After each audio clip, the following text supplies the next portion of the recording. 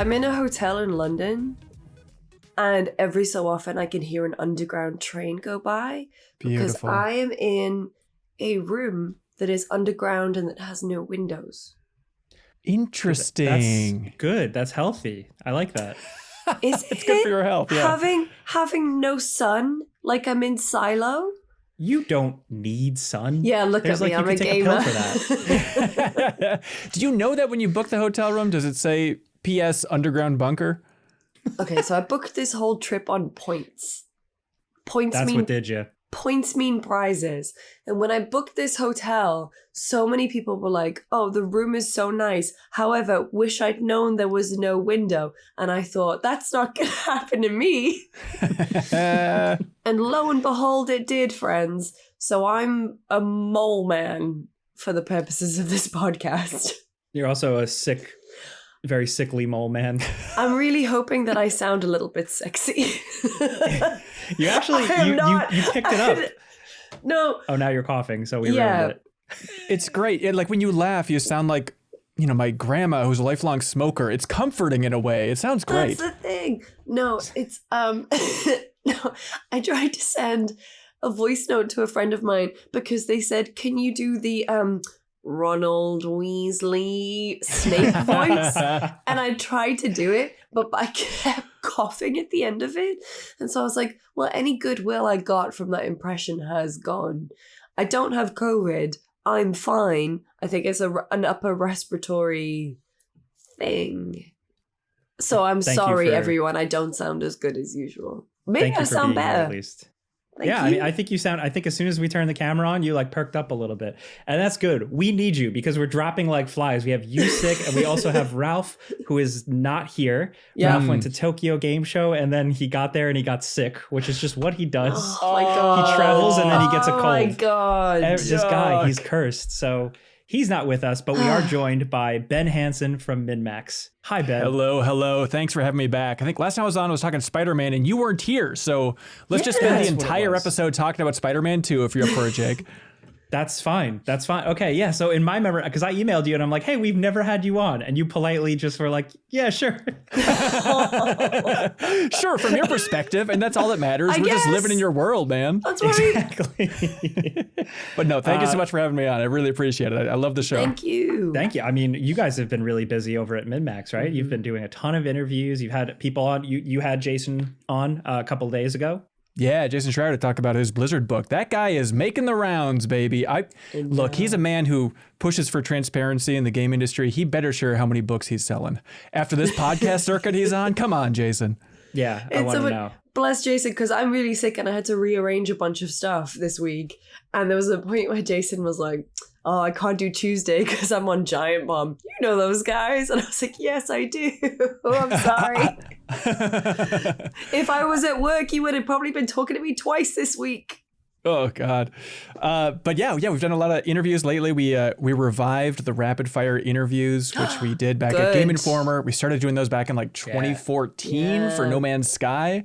And so when Game Informer sadly went down, it was just a moment of like, well, we started that. I think we should just keep it rolling. It's kind of an ambiguous headline. Let's keep it rolling, moving into the future. So it's been great.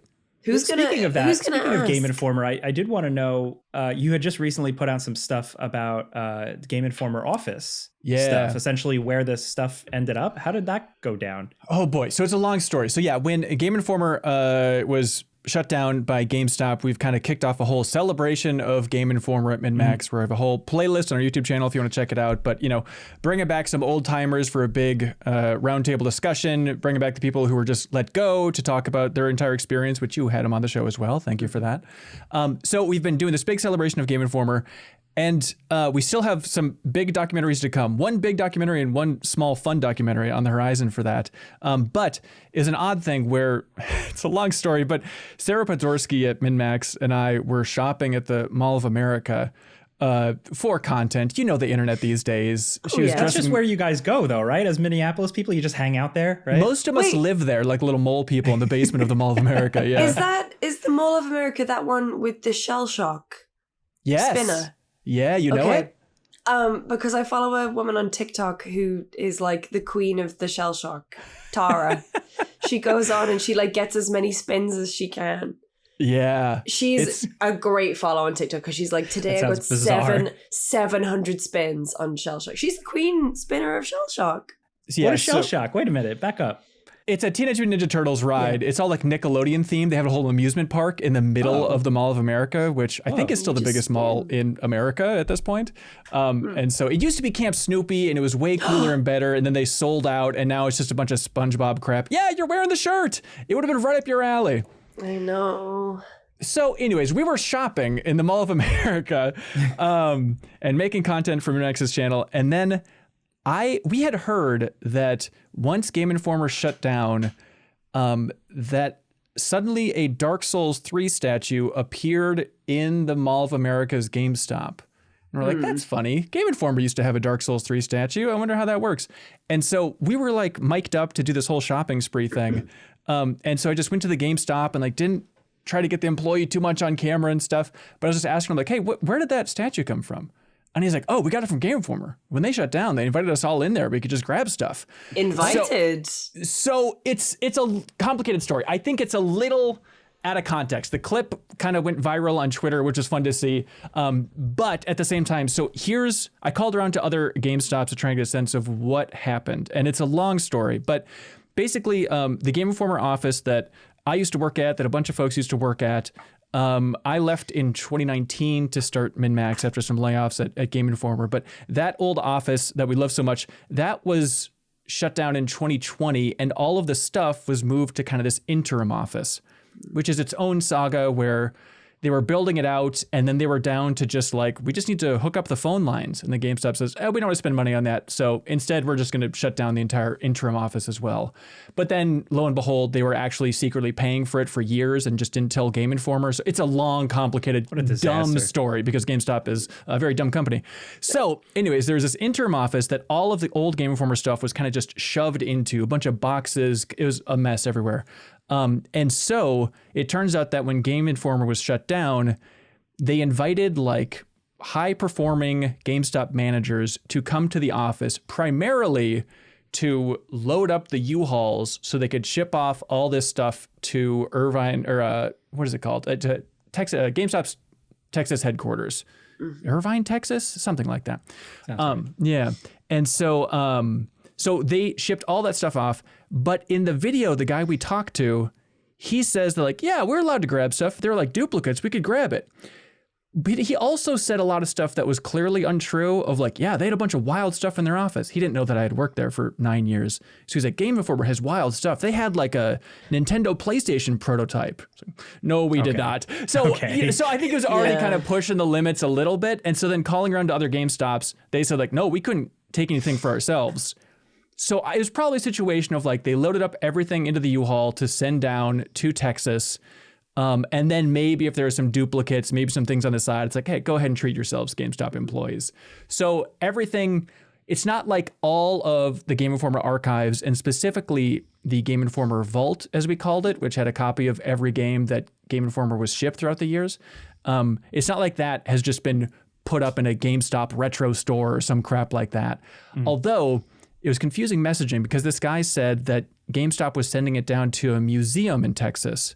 And there is a museum in Texas that isn't that far from GameStop's headquarters. And I reached out to them and they said, well, this is the first we're hearing of it. We haven't had any contact with GameStop. So it seems like the stuff is just going to GameStop's headquarters to sit in boxes. Hopefully not that Ryan Cohen, the CEO of GameStop, can just take all these games and put it in his personal collection. But who the hell knows? It's a bizarre situation. So the upside of it is, all that stuff that they got, there's some good stuff in there. There's stuff like, the production department's archives of like all the digital files throughout the history of Game Informer. And it's like, oh, I wish that was in a museum somewhere. There's just irreplaceable stuff. But by and large, the games that were in the vault, yes, there were a lot of them. Yes, it's an unfortunate situation where some Game Informer employees like donated their own games to that archive to kind of build out the Game Informer museum. And if all that's just going to sit in GameStop's headquarters until that company implodes, that's a real bummer. But there was some genuinely priceless stuff at Game Informer that we're creating a documentary about, we started filming a documentary about it back in 2016. So that's going to be coming up at MinnMax here. And so that stuff is safe. So there's a silver lining to this stuff, but it's just just a weird punch in the gut for, I think, Game Informer employees. They do like, oh, all of our old stuff that we weren't allowed to have access to, now it's just shipped off to GameStop. It's messy.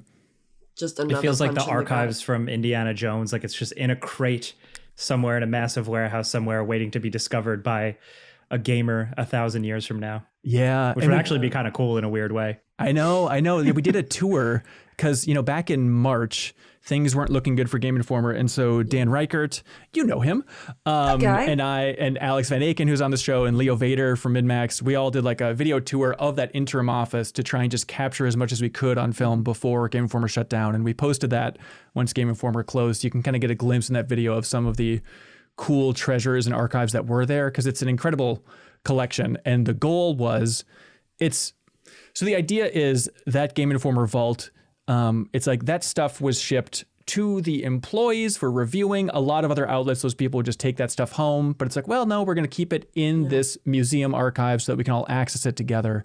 And so in a best case scenario, all of that stuff would be donated to a museum. And it'd be nice if GameStop did that instead of just sitting on a bunch of old NES games like Smaug down there in Texas or whatever the hell. Yeah. Man. Well, I do kind of want to pivot.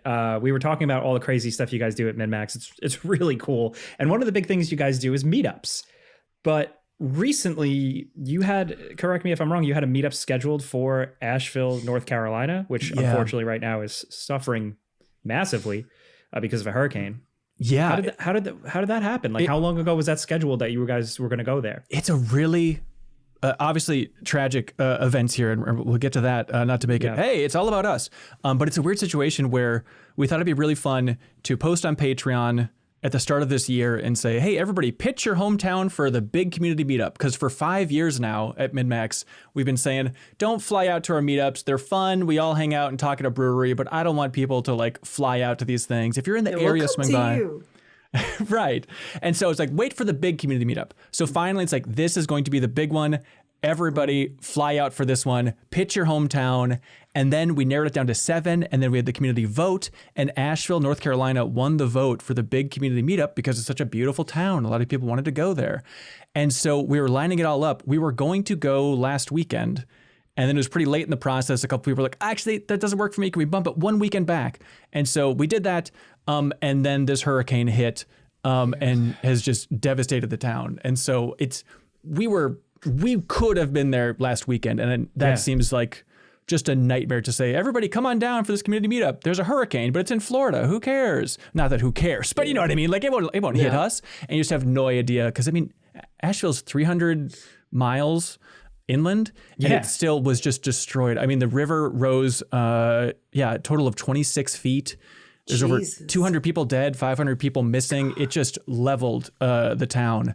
The videos are horrifying, like just houses floating away. It's such a shame. Yeah, so we pivoted, obviously frantically tried to get the word out there, like, don't go to Asheville, everybody. Community meetup is canceled. But now we're doing a fundraising drive to help the Asheville neighborhood. And so we are raising money for AmeriCares, who's supplying medical supplies, health programs there. I mean, the hospitals are overwhelmed. And so, we have a whole charity drive. And at the time where we were going to have that community meetup in Asheville, now we're doing a charity stream on MinnMax's YouTube channel to also raise money for AmeriCares. And 100% of that is going towards helping Asheville and the surrounding community. Because, it's interesting that, supplies are running into Asheville, but there's still a bunch of small towns around Asheville that AmeriCares is often like the first people on the scene, they're saying, to come in with medical supplies and to help these folks. And so, bit.ly/MinnMax Asheville is where you can go if you want to donate to that, because it's been just a bizarre series of events to have to pivot from community meetup to, okay, now we're still going to meet, but it's going to be digitally, and it's going to be a fundraiser for that town that we hope can be rebuilt, and then we can go celebrate it next year. Yeah, but to pivot and do the right thing like that, I think is great, especially with a community of gamers, because I mean, I say we collectively, but like we're known for really raising, like, Twitch streamers, YouTubers, media have raised a lot of money in the past. Like gamers do rile around causes. So this is a great decision on your guys' end. Oh, thanks. Yeah. And just to tie everything together, we're going to have some charity auctions happening throughout the stream as well. And we have some Game Informer specific stuff that's going to be up for auction. And all that money's going to AmeriCares as well to help Asheville. Cool. Yeah. All right. Well, best of luck with it. Thank you. Okay, so to kick off our first topic, we got a user question from contact@friendspersecond.com. You saw me have to look. I still have to read it. No, you're getting. You are getting there. How long will this joke go on? Is it a joke? When will I get better? When will I get smarter? Is it a joke? So this question comes from Andrew Pierce, who says, "Hello. Huge fan of the show. I'm really happy that you guys are not only reporting on the latest exciting games, but also asking developers and companies hard questions about the state of the industry." Yeah. Thanks. The hard questions. That being said, this console generation has really been about remasters. Lately, I have felt really burnt down on remasters and have been looking forward for newer single-player IP or experiences. Do you think part of this is due to the outcome of the pandemic driving companies and capital investment groups to buy up developers and force them into creating live service games, multiplayer games? After the failures of Suicide Squad and Concord, for example, do you think that Sony and Xbox are making multiple remasters to recoup the costs and develop those single-player experiences, or will they continue to remaster more games in their collection because it's less expensive and maybe faster than creating new IP? That is Andy from Chicago, who says, "P.S. Jake, where is my Friday free pizza?" Well, that's a big question, but for me, I've said this a lot in my videos. I think these companies view remasters, re-releases, remakes as the safer bet. Mm-hmm. We've talked in the past about how the cost of borrowing money and like stuff with these corporations, it takes mountains to get things going. I've just kind of viewed it as, hey, these things are proven. Let's bring them back. They work. We know people like them. What did you just do in quotations? Relatively speaking, because it's still hundreds of thousands of dollars, but they are cheap. Yeah. Cheaper than creating a brand new AAA IP from scratch. Like you said, there is a proven track record of hundreds of thousands, if not millions of people who have bought those games in the past. And so for the bean counters, so to speak, it's like, it's an easy one. Yeah, sure, we'll just remaster it. And that's why we're getting Horizon. Yeah. I need to stop pulling that face at Horizon. I feel so bad. It's a good game. Is it? But it does. I like that first game. Yeah, and the second one definitely has its fans as well. And it feels like it just came out, but 7 years is a decent amount of time. It obviously feels silly. I mean, the upside is you can see it as the team that is doing the remastering, like at least they're getting more skills, they're understanding the tools. Yeah. Maybe it can kind of move them towards the future a little bit to create something new. I think of a studio like Grezzo, who now is developing The Legend of Zelda Echoes of Wisdom. And this was like their big shot to create an original Zelda, but they got their start doing the remake of Ocarina of Time and then remastering Link's Awakening or remaking Link's Awakening, So there is a pathway to eventually these studios making cool original stuff. But in that question, I thought it was interesting. I think that's right, though, that when interest rates were so low and every company in the world around COVID was just buying a ton of other studios, buying a ton of IP, kind of when Embracer was inhaling instead of exhaling and exploding. Remember that period of time? Yes. That probably has led to a big surge in remasters because people just gobbled up new IP and it's like, well, what do we do? I don't know if we can afford to make a new Destroy All Humans game, but let's test the waters with a remaster. Let's test these waters. And now we've just kind of been on the downslope of all of these IP hoarders testing waters all over the place. That's the thing where it's like, I am a sucker for a remaster as much as anyone because I, like any person here, who has become who has attached onto a piece of media, I want to be able to replay it now, but I want it to feel and I want it to be like how I thought it was when I first played it. So when I first played Pokemon Yellow, for example, or Pokemon Red, that game felt to me as a child so much bigger than what it actually was. Like, it was 2D, basically. It was, it was no color, nothing. It was just, this thing that I poured imagination into. So when I played Let's Go Pikachu, and it was this 3D, beautiful, colored thing with all of the sound effects and the music, I was like, this is what it felt like to play. This is what I thought it was when I was a kid. And playing a bunch of remakes and remasters has certainly felt that way, because of the way that things are remade these days, because we have access to so many more incredible tools and artistry and, whatever. And so that part of me will always love a remake, because I'm like Dead Space, for example, last year. Dead Space holds up because fundamentally the original Dead Space was incredible. And the bones of that game, like, you can play the original Dead Space on Xbox through backwards compatibility now, and it's still pretty much a perfect game. But then you take what Motive has done and make it shiny and like update the graphics and like change the sound effects, the way that they used sound, for example. Make it so impressive. And I was like, that's what I remember playing. Even though if you really go back to 2008, that's not what you were playing at all. You were playing something that looked very, very different. So I will always love a remake in that regard. And then there's stuff like Demon Souls and whatever. However, we are also at a point with video games where stuff takes too long. Takes way too long to make. You're talking 5 years. And that's a kind of like a ballpark minimum for a lot of games, right? And it's so expensive. And, interest rates, the games industry being what it is, people are not willing to make those big bets. And so, hey, you know what's easy? You know what's way cheaper? You know what's going to gauge interest in our properties? Let's remaster or remake the old stuff. And so it's a weird one, because like, I love a remake. Like, I loved Resident Evil 4 remake. Resident Evil 4 remake was one of the best games of last year, easily. But it's also because it was a remake of one of the best games ever made. Yeah. But does that mean that we are now sitting, does that mean the game developers, the games industry is now sitting on their laurels and just like not pushing forward enough because they're looking to the past too much, because the past is what's going to carry them forward? I don't know. It's a weird one. So Jake, how's Silent Hill 2?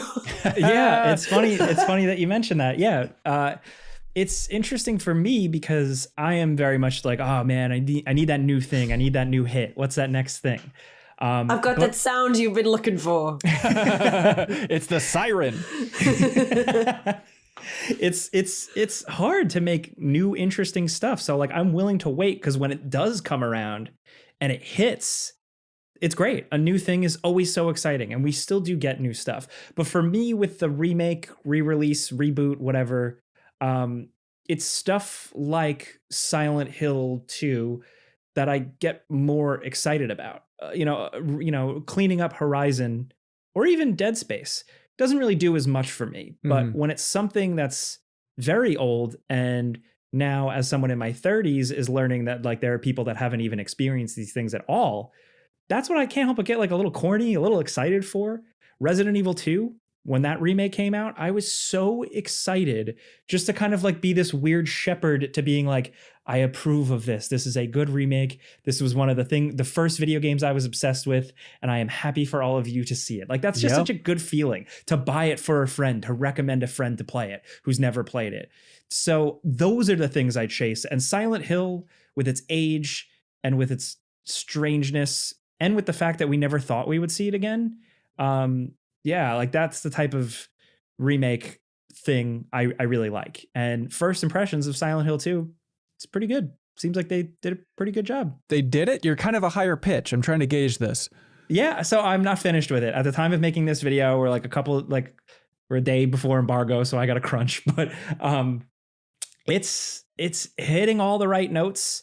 It feels a little less grimy and gross, but I think that's part of the visual filter more than anything. It's not as gross. Yeah, there's something about the crunchiness of the original game, and I think part of it is just like the low fidelity.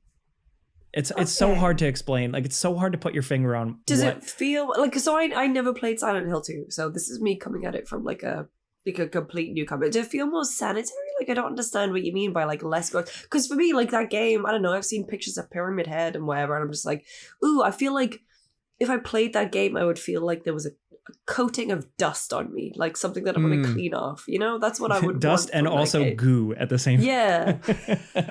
Gooey dust. It's. I'm gonna probably like contradict myself here, but it's just it might have even been everything around it, like from the original game, like the UI, the text treatment, the marketing, the box art, everything around it felt different. The characters, the way they look in those like creepy old pre-rendered cutscenes, like it's missing that little bit of something. It's a je ne sais quoi. But having said that, sound design, incredible. Really elevates it. The music is there. It's great. There's some new additions that I think are very good. The original composer was still involved. Oh, wow. They don't, from what I have seen, everything is intact. They kind of do a little bit of, you know how Resident Evil 2 Remake gave us a little bit more of Leon and Claire? Yeah. Like it was something that just kind of wasn't really around in the original game. So in this, it's like you get a little bit more out of Maria. You get a little bit more out of James. And I honestly think that the performances elevate this so much. James was like a plank of wood in the old game. And we loved him, but it's just how it was. You projected things onto him. Like you were into the story enough. It didn't really matter. But like here, his facial expressions, the way he speaks, just really, really hammers it home.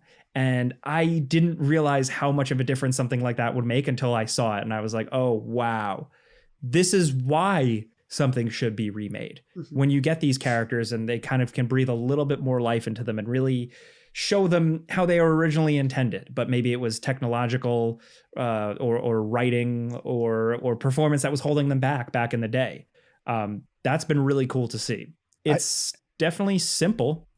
It's very simple survival horror. You're managing your resources. You're hitting stuff with a stick. You have a couple of guns. But for me, so far, it's really been that like turn off the lights, put headphones on, and just play till 3:00 in the morning type of game. And that's my favorite type of game. So the fact that it naturally has been hitting that for me, I'm very happy. It has been a long time since I've replayed Silent Hill 2. Okay. But the feeling is there. And I've even went back and like kind of compared and contrasted now and like fired up a playthrough and like checked out old Silent Hill 2. And they definitely kept it very similar. Some characters feel ever so slightly different because of their performances. Maria isn't as creepy or like over the top seductressy as she was in the original, but they give her a couple more voice lines that helps flesh that out. Instead of her just kind of hamming it up, they add dialogue, they add a little bit more to make it like a more well-rounded thing. I could keep rambling about it, but I was so skeptical. I think a lot of people were when they saw that it was Bloober and that first trailer didn't really do much. And then there were the hands-on and then like they had a couple other trailers and people were like, oh, maybe they've done it. Have they upgraded anything, like updated anything? Because, if you look at Shadow of the Colossus, for example, like Blue Point changed the control scheme to make it something that's more palatable for how we currently play games and like what the kind of modern best practices are for control schemes. Have they done anything like that? It has that. It has weapon swapping with a D-pad. Key item, you find a key or you find a puzzle piece. It's very easy to just menu access, put it in. Yeah. It's not clunky. It's, the camera angle is obviously changed. Third person ADS, stuff like that. Melee is interesting. Melee is something that I saw in previews and I was like, that looks kind of rough. But it's very simple. It's very exchangey. You guys played Callisto Protocol? Oh yeah. I didn't actually. So it's very give and take. It's very whack, whack. Okay, now I dodge. Whack, whack. Okay, now I dodge. But it doesn't feel as QuickTime event-y as Callisto Protocol. So like you still have some freedom of movement there. But interestingly enough, I found myself still like emotionally invested in every simple throwdown for two reasons. Number one, it's pretty tough. Some enemies can mess you up pretty quickly. But number two, the enemies are just more imposing now. They feel like way more of a threat. In Silent Hill 2, especially like once you got the grips of it, the controls were clunky back in the day, but there was a point where like you were Doom guy, like you were just like murdering these bastards, and they were just like, bleh. Now they feel like the nurse feels way more threatening. The enemies you encounter in the middle of the street feel a little more threatening, and that just made a big difference to me, and it really like helped me. So with the controls and stuff, you can keep mashing enemies when they're on the ground and give them a couple stomps, like Dead Space or something like that. Yeah. And like I found myself like doing it, like emotionally doing it and like instinctively doing it. And that's a good thing. I was like, that's a good thing right there. Yeah. So yeah, it's still clunky. And then there's some things with the UI I don't like with like the health on screen. So like I have little complaints and stuff like that. And I think hardcore fans might have some issue with some events being slightly rearranged, ever so slightly tweaked. For me so far, it hasn't really been much to make a difference, but it's like you go to a location here first, so you might get this gun a little bit earlier, or there's a new puzzle here. I've liked the new puzzles, but yeah, there are some changes, but it's Silent Hill, and I'm into it. Is it will it be too scary for a lot of folks? I have never played it because I am a complete wimp. And when that original game came out, I watched my friends play it a bit and I was like, absolutely no way. I mean, one of the scariest games of all time back in 2001, whenever that first game came out or the second game came out. But I mean, is this one aging well? Do you feel like it's still going to scare a new generation here? That's a really good question. I think what I can vouch for is the darkness. When a developer really understands and embraces and showcases darkness properly, that to me like makes all the difference. And I have had moments in the game where you're going down a hallway and your flashlight is like lighting the hallway, but then all of a sudden it's like claustrophobia sets in and the hallway slowly feels darker and your flashlight feels dimmer. And that's the stuff that was hitting for me. Yeah. And like that unknown, there's a couple jump scares here and there. They'll tuck an enemy here and there. But yeah, I think it's a lot of that like, oh God, oh, what is that sound I have to walk towards? What is that weird, icky, slimy sound I have to walk towards? The game is making me go there. Like, what is that? That stuff has really been working. And I think that coupled with like the general dreamlike state of the game, just the strange, weird, dreamy nature of it that they do pretty fairly nail compared to the first game. I think that's going to be very interesting for people. And I think it will give people some of that like horror dread, more than just like an Outlast, like, oh, like something like that. Because are you playing it? Are you thinking of it like when you're playing it? Are you thinking, oh, this is like the old game, or are you thinking of it as like modern sensibility when you're playing it? Damn, it's a good question. I think because it's been so long since I have played it, I am kind of just going into it somewhat fresh. There's moments where I'm like, oh yeah, I remember this, or like, oh okay, time for Brookhaven Hospital, or time for the apartments. Like I have a rough going, but yeah, experiencing it as a new thing, especially because like the level design isn't 1-to-1. So and again, there's new puzzles, or puzzles are in different spots that I am kind of encountering it. I guess like, yeah, it's like a new modern game. So yeah, for a modern game, combat might be a little clunky, but I think it achieves what it's setting out to do. That's cool. I mean, mission accomplished, Konami, which is not something we get to say too much this year. Mission accomplished. I know it feels like so scary to say. Yeah. Yeah. So again, I have not finished it yet at the time of making this video, but I'm pretty deep in, and I am having a hell of a good time. Nice. A spooky time, if you will. Would you recommend it to Ben and I, who have not played the original? And we're super scared, and we pee our pants every time there's a jump scare. Definitely. Yeah, you promised you wouldn't tell. We bond on that level. Yeah, we do. No, the only thing I definitely want to see, though, is hopefully Konami also makes the original game more accessible as well. You can get it on GOG, I believe. But they put out that HD remaster decades back, and that didn't, console generations back, and that didn't really work out. So I hope that they can also release, and because the original game, just because of atmosphere and low, like low fidelity, like it still feels like its own special weird thing. So I'm hoping that there's a world for both at some point. Yeah. But yeah, I recommend, so far, I recommend the new Silent Hill 2, which I really did not know if I was going to say that. Yeah. So that's awesome. Here we are. Are there any games that you would want to be remastered? Like I don't want to go first with that. Ben, you go. That is remade or remastered. Yeah. First one comes to mind. Oh gosh, that's tough. Brave Fencer Musashi, I think would be an interesting PlayStation 1 remake. Hell yeah. Trying to think. That's cool. Yeah, going back to a bunch of that old Square stuff. Threads of Fate remade. I don't know, it's some weird deep cuts. But hey, we're getting Soul Reaver. I mean, these things won't stop. Yeah. You know, I was actually, thinking about just kind of the trend of remakes and stuff. Like, I am really happy that Epic Mickey came back. I think that there is a spot for those games that, uneven, interesting games, I think are ripe for a remake or remaster, especially if it's being held back from the Wii, from the motion controls. But like I was playing that the other day and like new Epic Mickey feels great to play. Like they added like a dash and a sprint and it's like, okay. You can still have problem with some puzzle design and navigation in the game, but like just on the core basis, like this is I think what we want from remasters these days is kind of bringing back some wonky, uneven experiences if the tech has kind of aged well for them. That's a really good example too, because that's one that I feel like there was so much build behind it and it felt like it was a big deal and like the history and the people involved making it. And then it released and it really didn't feel like it got all of its time in the sun. Mm-hmm. It got a sequel, right? That was Epic Mickey too. And there was the 3DS. Oh boy. Power of Illusion, I think it was called for that one. But that one wasn't bad. Eternity. Yeah, I think that's what it was. The Power of Eternity.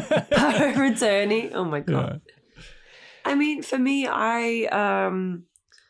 like the remaster that I wanted was Mass Effect, right? But the thing that I really wish they had done was I wish that BioWare had implemented Mass Effect 3 shooting in Mass Effect 1. Because Mass Effect 1, I love it to death, don't get me wrong, but it's very clunky.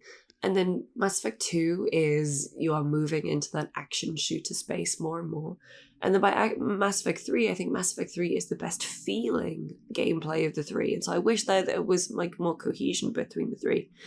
In the lead up to the Veilguard, I really wish there was a Dragon Age Origins. Yeah. And I mean, Dragon Age 2, I don't care. I was never a big fan of Dragon Age 2. It's fine. But an Origins remaster would be amazing. I would love it. And also, if I'm keeping with the EA stuff, all the stuff about The Sims 4, I would kill for a Sims 2 remaster. Sims 2 is my favorite of the mainline Sims series. All of The Sims 2 it just works so well together. I think it is one of the best games ever made. I think it is easily one of the games that I have the most hours in of everything.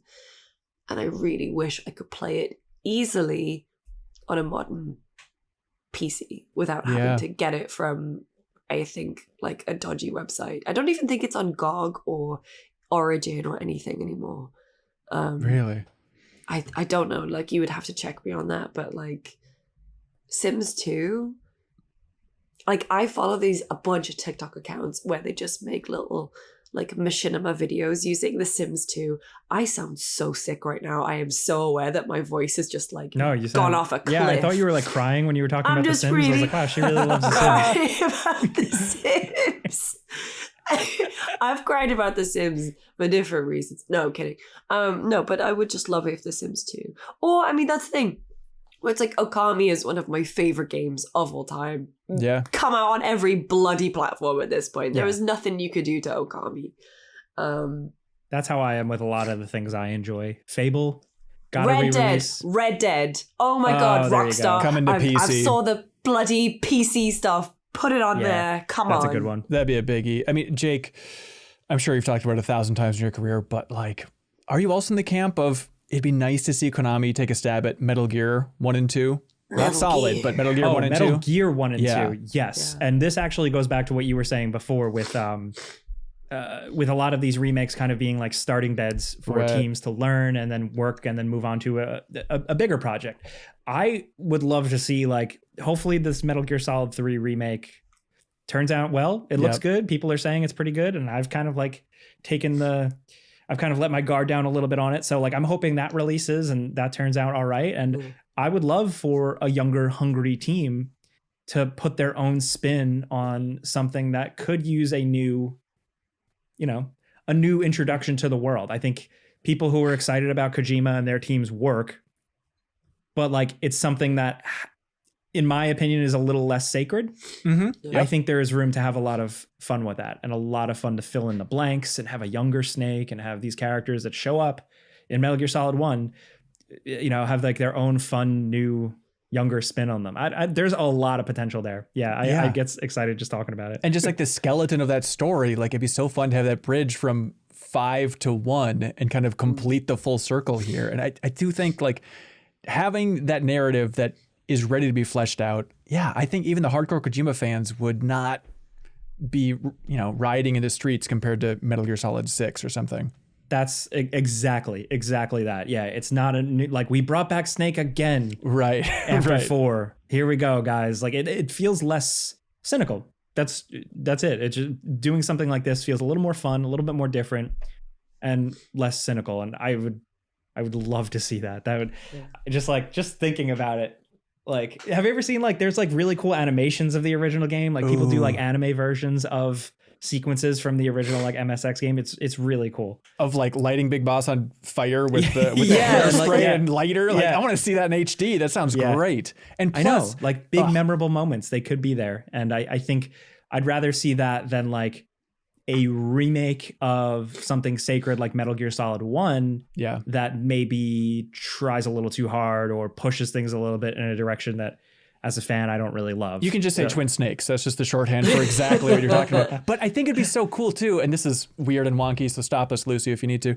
But like the idea that Metal Gear Solid in so many ways is a strange remake of Metal Gear 2. And they like recycled so many ideas and gameplay concepts and stuff like that. So if you remade Metal Gear 2 for the MSX, it would almost in some ways now feel like remaking elements of Metal Gear Solid 1. It's a snake eating its own tail endlessly here. That's very cool how you did that. I love that. I like that. So much. I was going to say, if they're going to remake anything, it should be remastering Bloodborne for PC. Oh yeah, that's it. Genius. That was it. There is one thing that I do like is community efforts. Like Skyblivion specifically. The World of Oblivion was one like I was like, yeah, they should just make that again. I would love to live in that world again. I'm part of the problem, but let's just make that again. Right. But to have fans do their own thing on it and jump into it, so they're essentially building Oblivion in Skyrim's engine. They've been working on it for years. It's an all volunteer project. Like that type of remake is very cool because it's different. It's a community effort. It's a fan effort. Yep. Stop me, please. But no. Look, these politicians all day. I don't want to get political on this podcast. Here we go. But all day. Here we go. Just go and make their stump speeches 6,000 times, going to every swing state. If one of them just uttered the phrase, I will also request Bloodborne on PC and PS5, 60 frames per second, one sentence I think could genuinely get them millions of votes. Don't you think? The gamers would be activated. Yeah. Just abandoned all morals, all ideals just for that. I mean, how much farther can they go? Just one sentence. If only they knew the potential there. Yep. That would do it. You're honestly right. That's the one that people are really. I mean, I can't vote, but I would morally vote. Okay, there we go. We love a moral vote in spirit.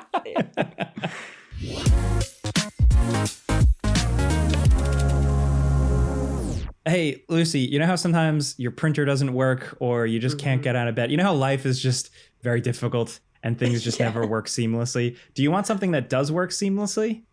Always. It's Raycon's wireless earbuds, dude. These things pair up seamlessly, nice and simple with Bluetooth. You like that setup? That was pretty good, right? Really good. I was like, damn, I'd listen to anything this man tells me. So for these, we've been talking about these for years now at this point. They come in at about half the price of other premium wireless earbuds. So they're affordable, but you get all the features, especially with their newest revised version. You get noise cancellation, faster charging. The case itself has 32-hour battery life. So it's just really convenient. Yeah. And as someone, I've been traveling a lot, as you can tell from this dingy basement that I'm in. I've been really enjoying using multi-point connectivity.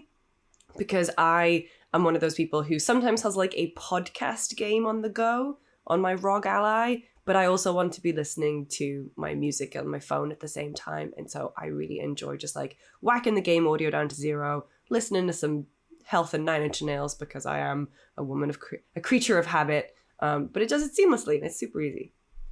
I like that you corrected. You went woman of habit and then you said creature of habit. From woman to creature. You could do it with Raycon earbuds, especially if you're a gross creature because they're IP66, so sweat and water resistant. For me, that's been useful because I wear them when I exercise and I'm also gross. But yes, at this point, we've been recommending these for quite some time now. So if you want to check them out, it's pretty simple. All you got to do is go to buyraycon.com/friends today to get 20 to 50% off site-wide. That's right. You can get up to 50% off everything on Raycon's website when you go to buyraycon.com/friends. That's buyraycon.com/friends. And big thanks to Raycon for sponsoring this podcast.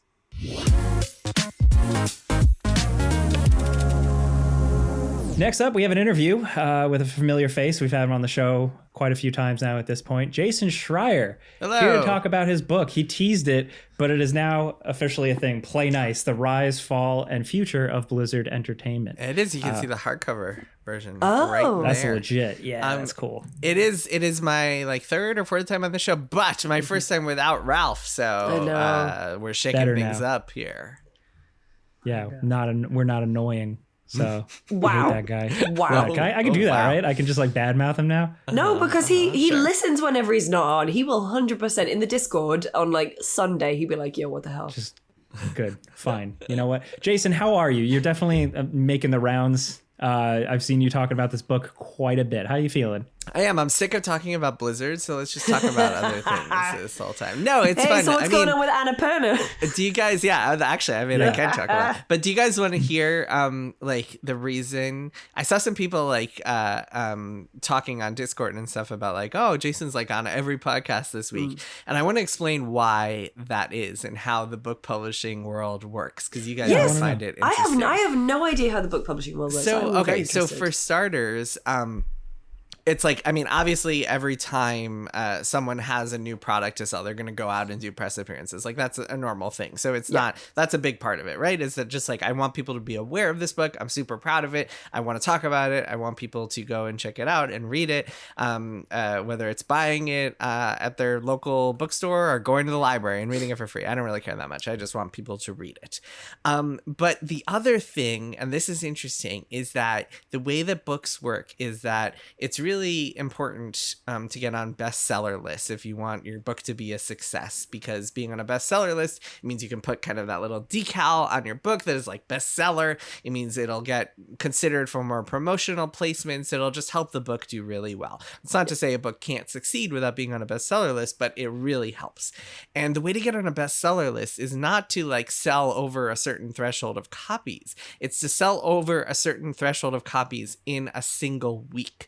And so for me to get on, for example, the New York Times bestseller list, I would have to be one of the top selling books of next week, the week it comes out, for it to be on the best-selling list for that week. That's the way the best-selling list works, is that they're in a week's worth of data. And so it's really interesting because it's more about velocity than it is about total sales. Wow. And so like, to give you guys a personal example, my first book, Bloodstone Pixels, it was not a New York Times bestseller. It was like a bestseller on other lists, but not a New York Times bestseller. My second book, Press Reset, was a New York Times bestseller, which was awesome. But the first book has outsold the second book by like exponentially by a factor of like 4 or 5. So the first book did much better than the second book, yet the second book will always be a New York Times bestseller. So you might think the second book did better, but it did not. Just because of the weird quirks of how book publishing works. So the reason you get on all these shows and stuff like leading up to your book is because any kind of pre-sales or day one sales all count towards that one single week's sales. So like, it'll be lovely if the book keeps selling and people really like it and people keep checking it out for years to come. But that first week sales is like how you get on the big lists and stuff and get all that buzz and become a New York Times bestseller. So fun little fact about the book publishing world. That sounds easy. I could do that. Right? Yeah, all you have to do is get thousands of people to buy your book on the first day it comes out. No problem. But this is a big one because it's centered all around Blizzard. Your other two books, you tackled a variety of different games and studios and stuff like that. What made you jump into Blizzard head first? Because I mean, you've covered Diablo a lot, and so was there a kernel early on? How did it go? Yeah, my first two books were like anthologies of stories, and this one is one big story. And the first two ones were easier, but I was like, I want to do a new challenge. Something that I've always tried to do is just like for each new book, do something a little bit different.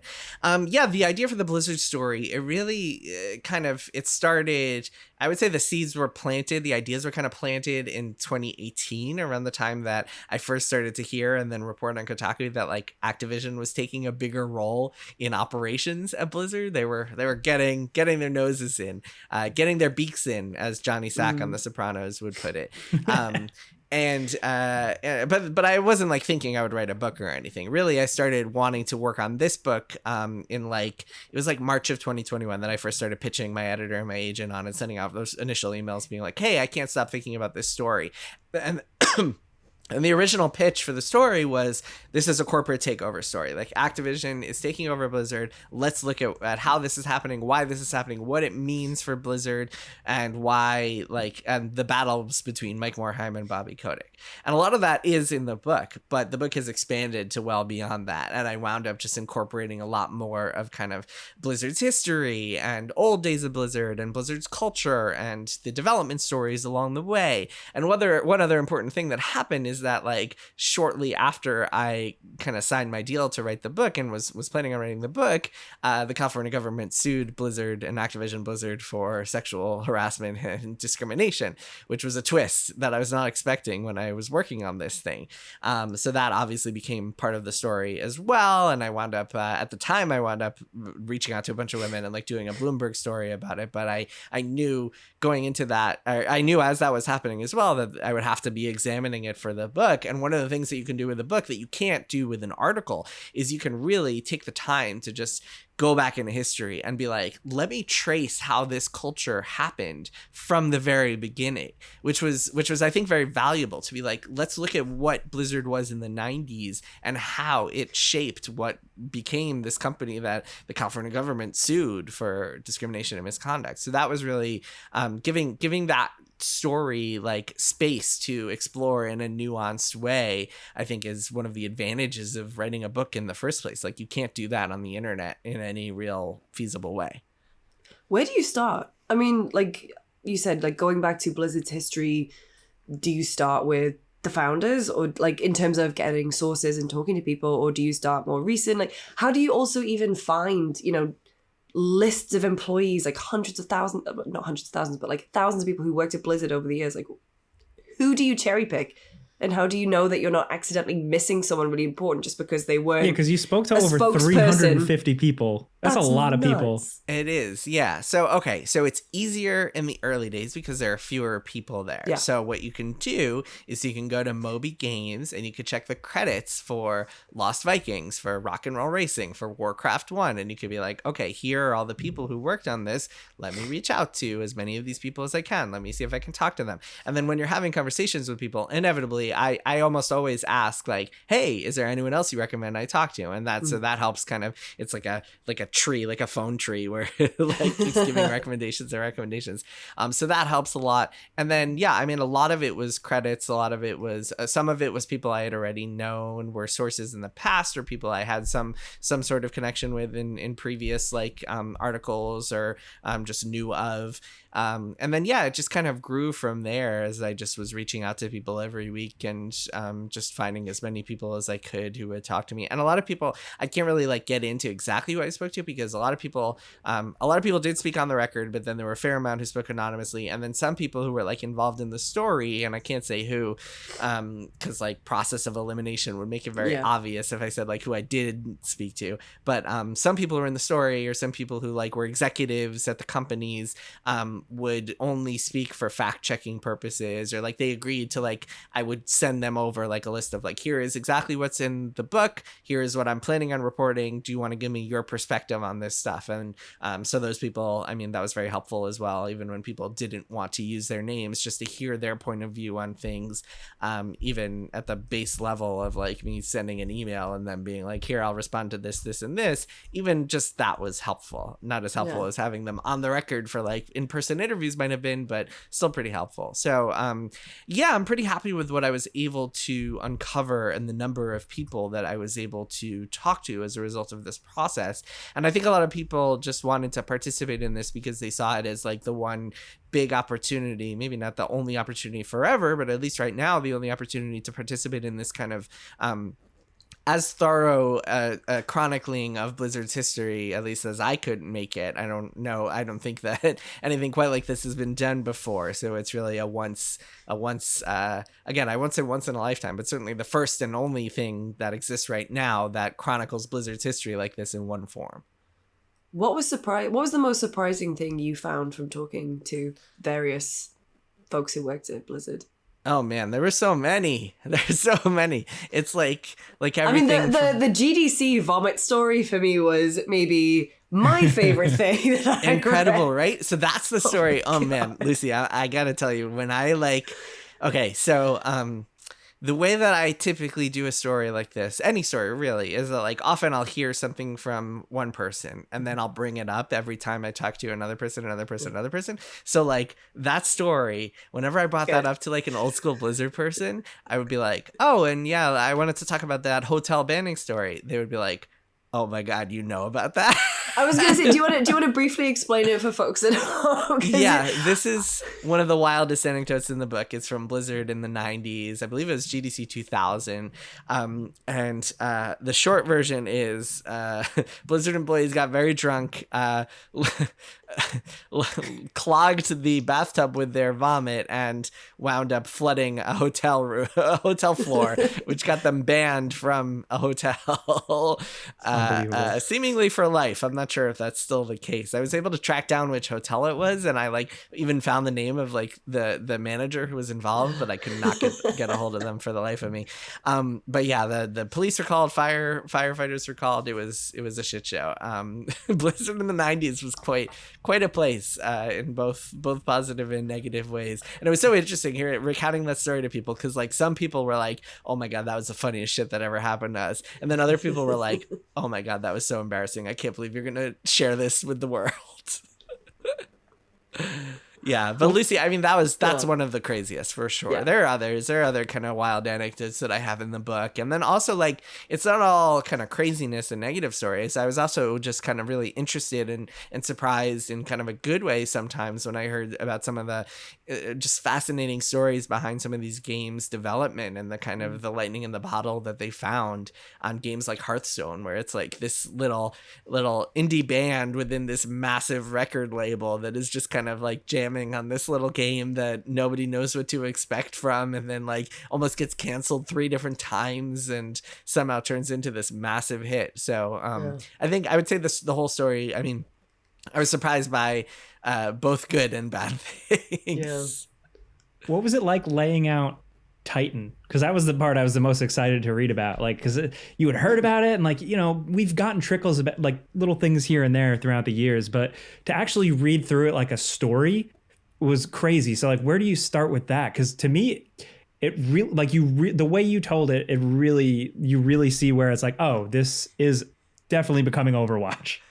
Yeah, man, that was cool. I had done so when Titan was canceled, or at least when Blizzard was public about it being canceled in the fall of 2014, I actually reached out to some folks and did a Kotaku story shortly afterwards that was like, here's what Titan was, and laid out the details about like superheroes and like doing your business life on the side and yada yada yada. But to be able to go in depth and like figure out why it was canceled, get into kind of the challenges, the management challenges that they faced, and a lot of the other kind of intricacies of it, I think was really interesting and cool to be able to do, not just because it's like an interesting story in its own right, which it is, of course, especially if you followed Titan back then and how hyped up it was, but also because of how important that cancellation was for the rest of Blizzard. in both a good way and a bad way, just like before. In a good way in that it led to Overwatch. It led to one of their biggest hits ever and one of the biggest games on the planet. And then bad in that it also led to Activision starting to get in there and start interfering, because that was really the beginning. Titan, like in the past, Blizzard had this kind of string of corporate parents, and so many of them were so messy for all sorts of different reasons. But Mike Morhaime, the CEO, and Paul Sams, the president, and other people in his layer, they were always able to say, look, you just leave us alone, you give us autonomy, you give us time, you let us delay our games a few times, and we will deliver you hits, nonstop hits. Like, they'll grow every single year. And they did. Like Warcraft 2, StarCraft, Diablo 2, like all of these games just kept getting bigger and bigger, culminating in World of Warcraft, which was the biggest thing ever. And for Activision to look over and be like, hey, you promised us if we just like let you cook, you would give us hits, but you lied to us with Titan, then like that changes everything. Because to Activision's point of view, like in Bobby Kotick's mind, Blizzard could not be trusted to just deliver hits nonstop anymore, to just like have this string of success anymore. It just wasn't the case. And so that led into then Activision was like, we got to bring some adults in the room, you got to hire a chief financial officer. And it was kind of the beginning of the end for Blizzard's, I won't say the beginning of the end for Blizzard, but the beginning of the end for Blizzard's like autonomy, at least in that period of time. We'll see what happens post Microsoft, but that was the beginning of the erosion of Blizzard's kind of independence as its own unit. Again, for better or for worse. And I think people who read the book will see some of the nuance there, and how maybe Activision came in and wasn't all wrong about what they said, but maybe they came in too forcefully. And there are a lot of questions and a lot of kind of complexities that I hope people kind of leave the book coming away with. One of my favorite things, I don't know if it was intentional or not, but the way the book is broken up by like rise, fall, future. When you get to the fall section and you turn the page, the first chapter of that is just Bobby. So how do you handle Bobby Kotick like as such a contentious person when gathering info about him? Like, obviously you're not speaking to him directly, but how do you filter out, like, I feel like you might probably have a lot of people just coming to you being like, I fucking hate that guy. So how do you kind of cut through a lot of that noise to get the real story? I actually spoke to a lot of people who were like, I love that guy. That guy, I worked for him and he treated me quite well. There were people who were like, he secretly paid for people's vacations, or like I got a quote from someone. I didn't include this in the book. I think it got cut because it was already kind of, I already captured his personality. But this one guy was like, Bobby is the most ruthless person on the planet. He would like do anything to just like get a win in a negotiation and a business deal, and he will cut you out if he thinks you're a loser. But at the same time, if I had cancer and called him, I know he would go to the ends of the earth to find the best possible cancer doctor for me. And so people who work with him have a lot of stories about his personal generosity to them.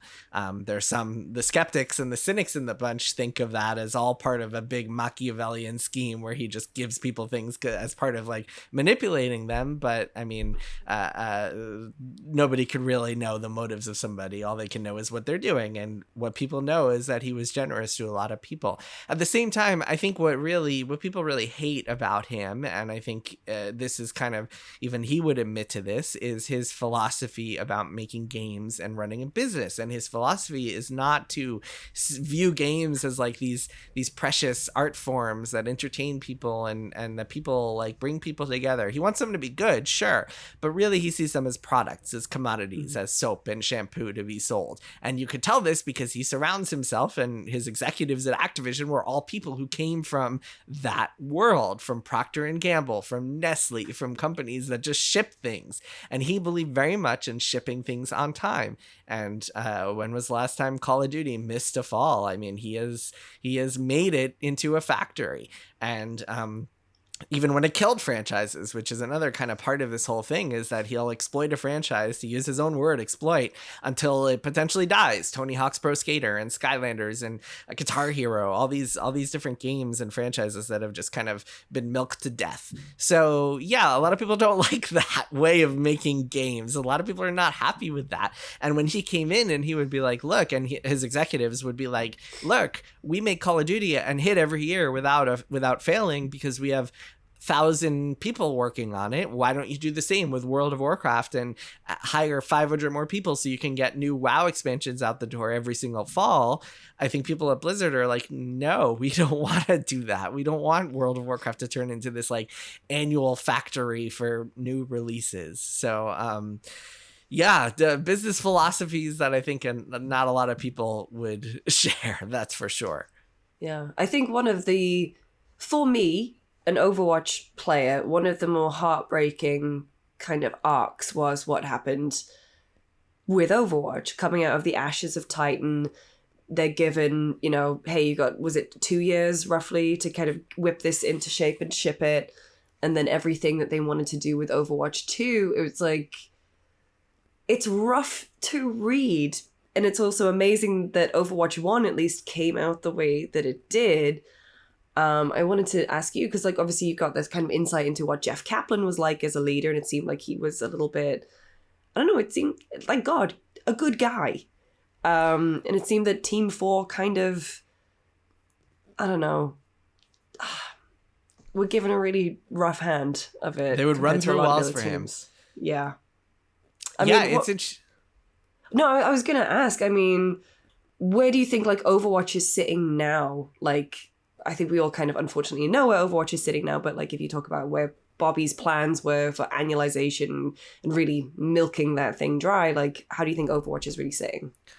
Yeah, I mean, so to a point you made earlier, I think the creation of Overwatch 1 and the fact that that game came together in like less than 3 years, and the fact that that game was such a hit and such a, for a lot of people, smooth development process, I think that was like almost possible for the opposite reasons, or almost, it was almost the polar opposite of like the development of Overwatch 2.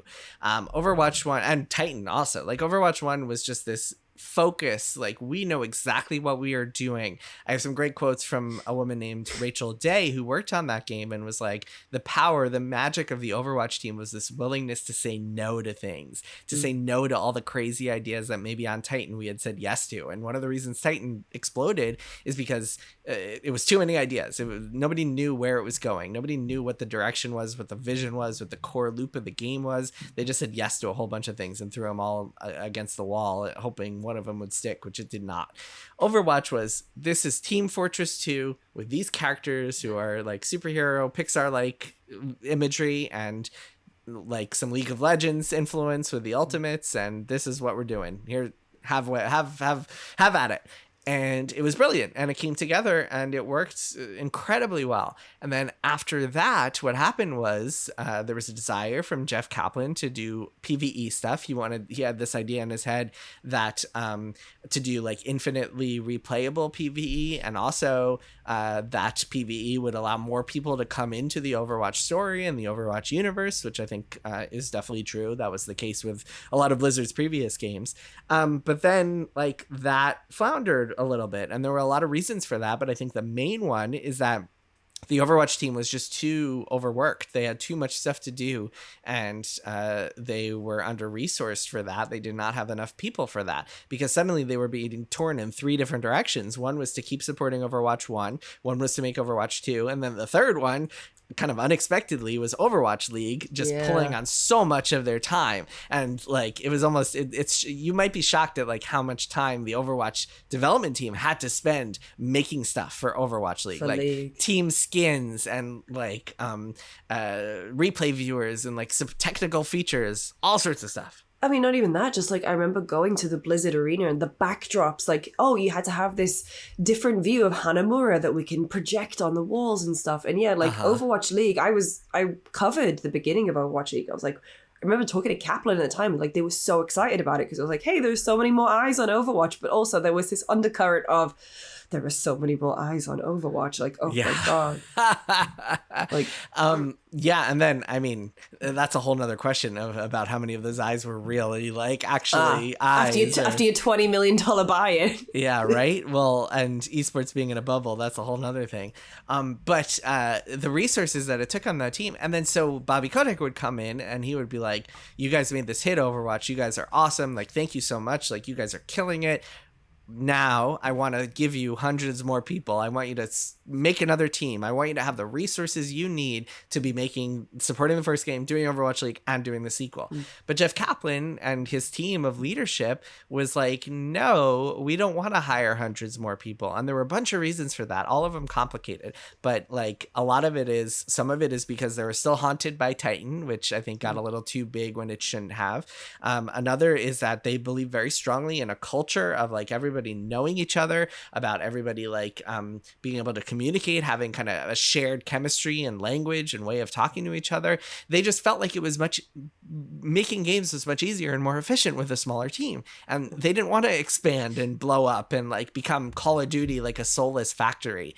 And then the other thing, and I think here is where that philosophical difference comes into it, is that at Activision, the commercial org was in charge. Like the people who ran the place, who still run the place, are the marketing folks and the business folks and the people who just kind of like oversee everything from a very commercial mindset. And at Blizzard, the kind of the power structure was designed in a way that the game teams had all of the power. The executive producers of the game teams were in control. So like the marketing of Overwatch was overseen by the Overwatch leadership team. The Legos that were made of Overwatch, I have one in Bastion. If I was at home, I have the Diva. It's awesome. Those were like overseen by people on the Overwatch team, on Team 4 at Blizzard. Those were not like some separate organization that handled everything, because Blizzard believed pretty strongly, and Jeff Kaplan's team especially believed pretty strongly, that like in quality control, in like making sure it's their brand, it's their baby.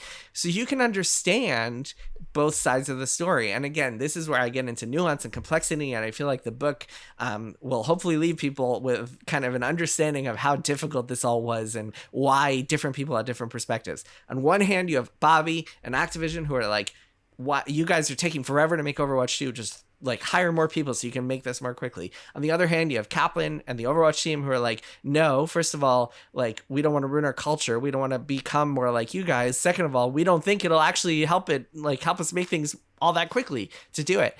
And then for a variety of reasons, and this is applicable not just to the Overwatch team, but to all of Blizzard, there was just no meeting in the middle. Like there were so many factors preventing them from meeting in the middle. Stubbornness and willpower, and just like Activision just being this force, and people at Blizzard sometimes being like, even when I heard this anecdote from quite a few people, that like people at Blizzard, even when they knew that Activision like had a good idea about something, or might have been a little bit right about something, it was coming from Activision. So they were like, no, we're not going to listen to that. It's coming from it's coming from the fucking suits. Yeah. Well, I mean, one of the things where I saw this making the rounds this week, but as I was reading the book, I think this is just a footnote in the book, the Overwatch Netflix series, which always seemed like, I've said it for years, that Blizzard dropped the ball in not doing or pursuing Overwatch as a kind of transmedia thing, because they, it was ripe for it. There were the comic books, but like turning it into that Pixar experience, and you drop that there was this Overwatch Netflix project. Can you talk any more about that and what that would have been? Yeah, I don't know anything about it, unfortunately, other than it existed. I know that there was an Overwatch one, there was a Diablo one, and there was a StarCraft one. And I can't say for sure that they were canceled for this reason, but I think it played a pretty big role, which is that Activision, Netflix poached their CFO, and Activision got very mad about that and filed a lawsuit against Netflix for doing that. And that I think they even mention in the complaint of their lawsuit that like Netflix was poaching Activision CFO while the two companies were like making deals and doing business together. So ugly, messy situation there. I think that I don't know anything about what it would have been like, but it's very easy to imagine. I mean, you look at the cinematics they come out with, which are brilliant. And by the way, another big key to Overwatch's success was those cinematics and just kind of the marketing push that they did, which was like an unorthodox marketing push. I talk about this in the book a little bit, but like this focus on like, we just want to get people in the beta, and we think word of mouth will drive everything, which is really interesting. Because Bobby, this is an anecdote I haven't seen reported on or kind of extrapolated from the book yet, so maybe this will be an FPS scoop. But Bobby, went to the Overwatch team at the beginning of 2016, and the game was planned for May, I believe, at the time. And Bobby and his people were like, hey, like, we're not getting much brand awareness around this thing. Like, people are not really knowing what this is. We're worried that Walmart and Target are not going to be thrilled. They're not going to put it on their top store shelves. Like, this might be a problem. We should push it back to November and get some of our like Activision style marketing where we have commercials with celebrities, like, you know, how they do business with their Call of Duty commercials. Like, they wanted to take the Activision machine and put that around the Overwatch marketing. And the Blizzard people were like, no, first of all, we don't want to delay the game. It's ready. It's going to be ready in May. We want to get it out. Some of us have been working on Titan for 10 years now. We need to get this game out. We're not going to sit on it for marketing reasons. And also, we want to do it our own way. And so this marketing team, led by this guy, John Heineke, started this kind of unorthodox blitz of like putting these short films that they made, the Overwatch shorts that I think everybody knows, on like TV commercials. Like, instead of just having a big trailer for Overwatch, you have like a little short on the end of like, what was it, Better Call Saul or The Walking Dead, some AMC show. It would be like a clip from one of those actual shorts. And then they would all end in like, check out the beta, check out the free beta. And they made the beta available to everybody for free, assuming correctly that like once people started playing it and talking about how cool it was and how good it was, it would just go rapid viral. So yeah, very different approach to the Activision approach, and really speaks to both the fundamental differences there and also how Blizzard still had its mojo even many years into kind of the I guess fall of the company. It's amazing how many things were canceled. We've always known that like it's what they do, but just how you provide some additional context around a lot of them, where they're usually just little blips on a Wikipedia page. That was a project. I love that. But what I want to know from you as like a Blizzard fan, what canceled game really got your juices flowing? Oh man, because there's a lot in this book. So the thing about canceled games is that they're always perfect in our brains, right? Like, they can never come out and be busted and like disappoint us because they're canceled. So they live forever in perfect memory. But the one that I think that bummed me out the most hearing about was this project called Avalon. That was kind of like Warcraft, Minecraft, but to me sounded a little bit more like Dragon Quest Builders. If I don't know if have you guys played Dragon Quest Builders? It's awesome. Dragon Quest Builders rules. It's like Minecraft. It's got the kind of style of Minecraft. You pick up blocks, you build things, but it's also got this big story, and the story is really cool, and it's got all these quests, and it really guides you along this narrative path. And I think this game, Avalon, would have had similar ideas. Again, it was only in development for 2 years, so who knows? It could have gone in a bazillion different directions. But I heard from people who played it, who played early prototypes and builds, and they said it was pretty cool, and they were bummed out when it was canceled. So that one is the one where I'm kind of like, oh man, this is a bummer. StarCraft Ghost, I think a lot of people who grew up who were teenagers in the early 2000s, as I was, were sad about StarCraft Ghost dying, but that was not a surprise, obviously. Like, that was very, very public. We all knew about that. Of the ones that have never been made public, I think Avalon is the one that I was bummed most about. So the book is called Play Nice. From reading the book, it shows up. I know why, but what made you choose that as a title? Titles are hard, man. You ever try naming a book? It's friggin' tough. No, I really like it, actually, because it's like, to me, it can be interpreted in a lot of different ways, which I enjoy. The most obvious is a reference to Blizzard's core values, which are a big part of Blizzard's culture.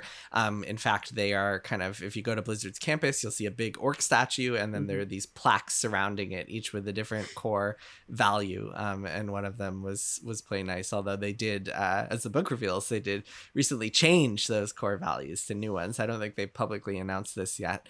Oh, have they not? I also didn't know that. I didn't realize they'd gone from, was it 8 to 5 or something? 8 to 5. Yeah, I think they were going to announce them publicly, if I remember correctly, but like then it was like right around the time of the lawsuit, not the lawsuit. Oh God, it was right around the time of the mass layoffs earlier this year, and so I think they probably backed away from like being super public about that. But yeah, those are there are new core values that the book gets into.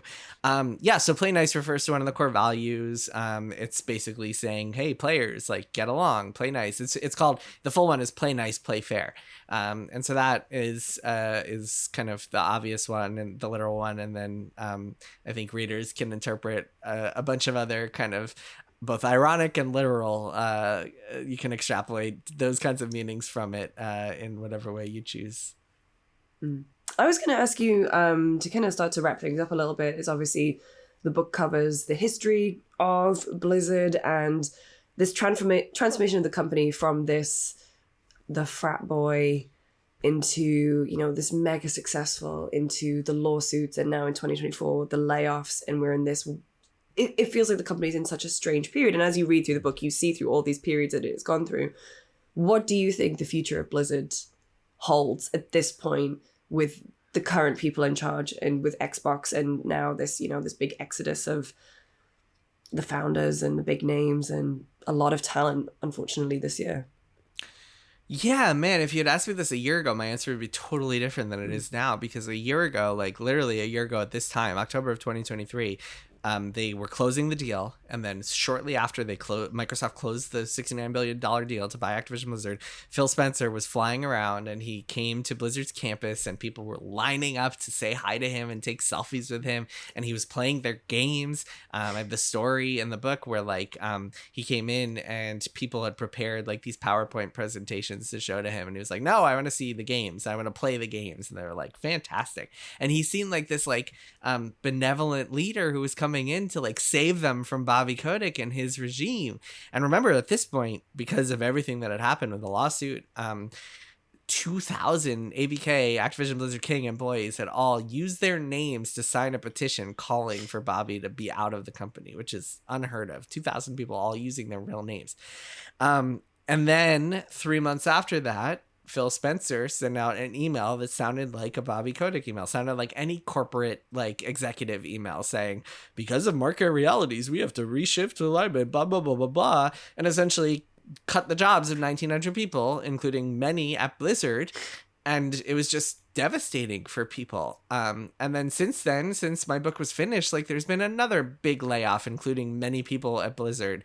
Many people on the Warcraft Rumble team got hit, for example. And so it feels like they're kind of this savior in Microsoft has turned out to just be another like friggin' unstable corporate parent. And now we're at this point in Xbox's history where like nobody knows what they're doing. They're at a point of real crisis. And we've reported at Bloomberg, and a lot of people have kind of seen the obvious, which is that ironically, as a result of making this purchase of Activision Blizzard, Xbox is feeling a lot more pressure from its corporate parents at Microsoft, and therefore it is having to show more profits and cut costs and do all the things you do when you're feeling pressure from your corporate parents and your C-suite executives. So nobody really knows what Xbox's plan for the next few years is. I think even at the top of Xbox, they don't know exactly what they're going to do for the next couple of years. And where Blizzard fits into that, I don't know. I think there was a hope among a lot of Blizzard people that they could do more kind of fun little weird experiments, almost like Hearthstone, because they could fit into the Xbox Game Pass model. But I don't know if that's still the case. Blizzard's still certainly working on new projects. They're doing well in a lot of ways. War Within has been getting rave reviews, the new World of Warcraft expansion. I think I saw an IGN headline that was like the best it's been in years.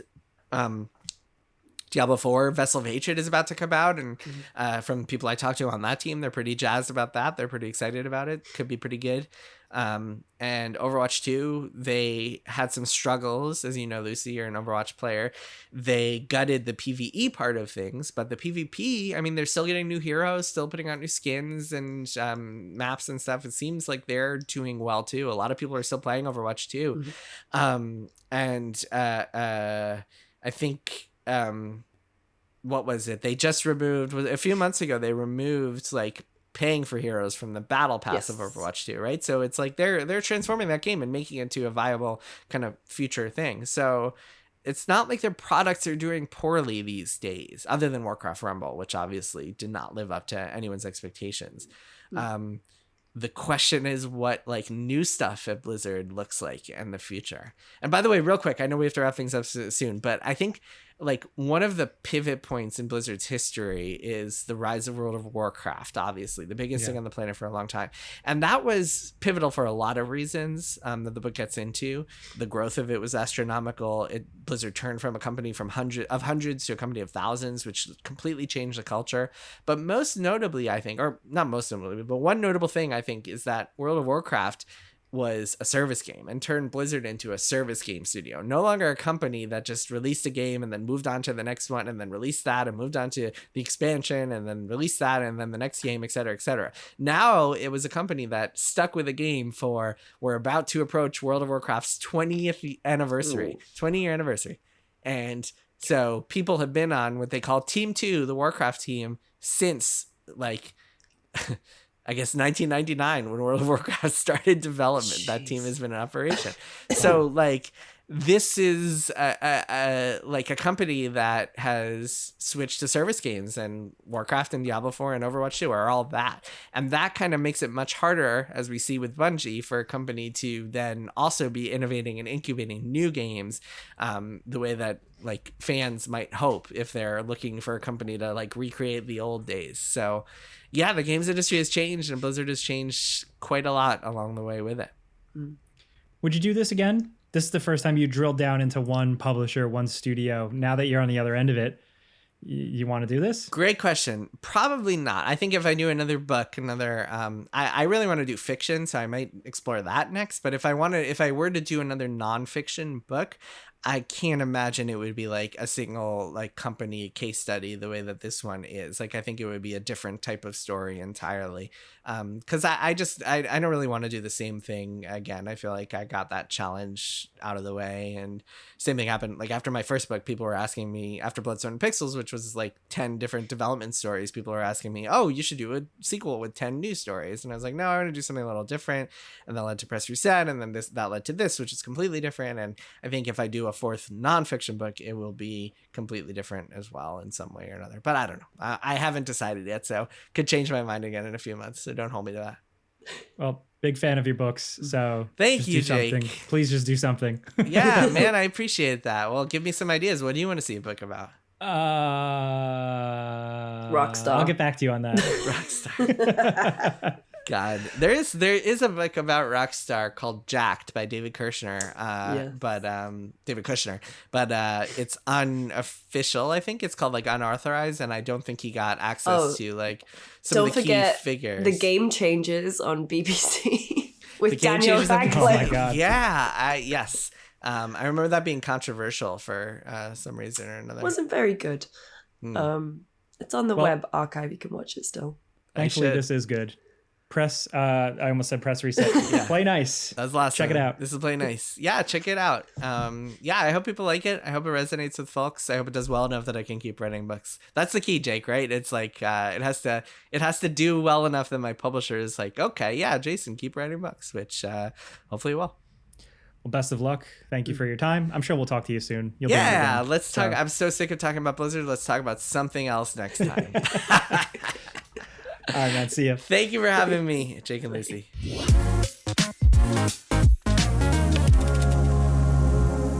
Next up, it's time to talk about what we've been playing. I've talked enough about what I've been playing, Silent Hill. Ben, I want to know about this game you've been playing called UFO 50, because I've seen this on social media a lot. I have no idea what it is. Can you really? Elevator pitch me? Where have you been? Have you been in a bunker in England? What's going on over there, Have you Jake? not been watching Day of the Devs? It was in that. They've been screaming about it since 2017. Well, they screamed about it initially, and then they were quiet for a very long time. Yeah. But I fell off. Fake gaming fan. All right, so this thing is finally out. We should talk about it, not just shame you, Jake. But so this is from Derek Yu and a bunch of other indie developers, and he's the creator of Spelunky, but also the creator of Downwell, made stuff for this. The co-creator of a tabletop game that Derek Yu also designed called Time Barons. This is a deep cut, but it's one of my favorite tabletop games. So if you like Spelunky and you like Derek Yu, try and get a copy of Time Barons out there. But anyways, the co-creator of that, he also made video games for this. So it is a fictional It is a collection of 50 games, not mini games, full games that tell the fictional full saga of a company called UFO Soft. So it's as if this company made games from 1983 to 1989, and now all these games have been uncovered, and this is walking through the history. So imagine like Atari 50, confusingly enough with that name, but if all the games in that collection were new, but in the vein trying to feel like older games. And so I don't know where you two are at, but my first console that I got was a PlayStation 1, hence I love games like Brave Fencer Musashi. And so I went back and played, highlights, classics from like the NES, Super Nintendo and stuff. But I feel like so many times people would be hyping up this game and I'd go back and play this NES game and it'd be like, you were just a dumb kid. I'm sorry. This is not a good game. There's plenty of good games on the NES. No doubt about it. Look, a balloon fight's one of my favorites. I'm cool and hip. But I'm in the camp of like, it's okay. There's nothing too sacred about those older games. We can let the legendary games be legendary games, but let the past die for the rest of it. So I was going into this game a little bit skeptical about like, if it's just going to be 50 kind of throwback experiences. But the twist is, imagine there were 50 throwback experiences, but by and large, they're really, really good and really clever. And there's great ideas packed into so many of these things that it's not just like, do you remember Pac-Man? This game's kind of like Pac-Man. It's like, oh, no. In this one, it's a little bit like Splatoon, but instead you're driving cars around and painting the map. And it's just over and over again, as you're working through these 50 games, you boot it up and you say, that's a really good idea. Oh, this is a good twist on this. Oh, I love this. So it just feels like an amazing collection of 50 new indie games from some of the greatest designers out there, except it's $25. It's ridiculous. And you said they're full games, so it's not like a Wario, like micro game type thing? No, yeah, they are full games. And some of them are kind of simpler. There's stuff like a game called Velgress, which is basically like, downwell, except you're jumping up and you kind of have like the Metroid spin jump as you're working your way up and stuff. So kind of just quick kind of platformy type things. But the genres are all over the place, where some are kind of quick pick up and play, and other ones you boot up, like this RPG called Grimstone. And I was like, okay, I guess this is like a big Dragon Quest inspired RPG. And you boot it up and it's just a dagger to my heart because it's a Dragon Quest style RPG, but also heavily inspired by Sunset Riders. So Jesus Christ. And it's like a full RPG in there. It's so cool. So many of these games, you think you know where they're going. Like, okay, this is, they have the genre and kind of a brief description before you jump in. And it'll say, okay, it's a tactics game. All right, I think I got it. Then you jump in there and it's like, okay, it's a tactics game, except all the different pieces are kind of like shuffleboard pieces, and it's almost like curling where you're like bumping into each other, and it's called Lords of Disconia. It's just a series of being impressed by little clever uses of game design. And it seems simplistic and strange to say it, but it makes you just fall in love with the language of game design as you play it, and you're discovering all these different strange things as you go along. Like, one of them that really jumped out to me is called Campanella, where you're a little UFO, and it's fun because they have like the little lore of like the success of this game led to the rebranding of UFO Soft, and they started putting the logo in the front, and UFOs kind of became the thing. But anyway, so Campanella, you're this little UFO that can also slash with a sword, confusingly enough. And it's kind of like Balloon Fight, the aforementioned, where you're kind of tapping, a Flappy Bird, if you will, tapping to kind of keep your UFO in the air, trying to navigate all these spaces. But I'm a sucker for that type of gameplay. Great fun.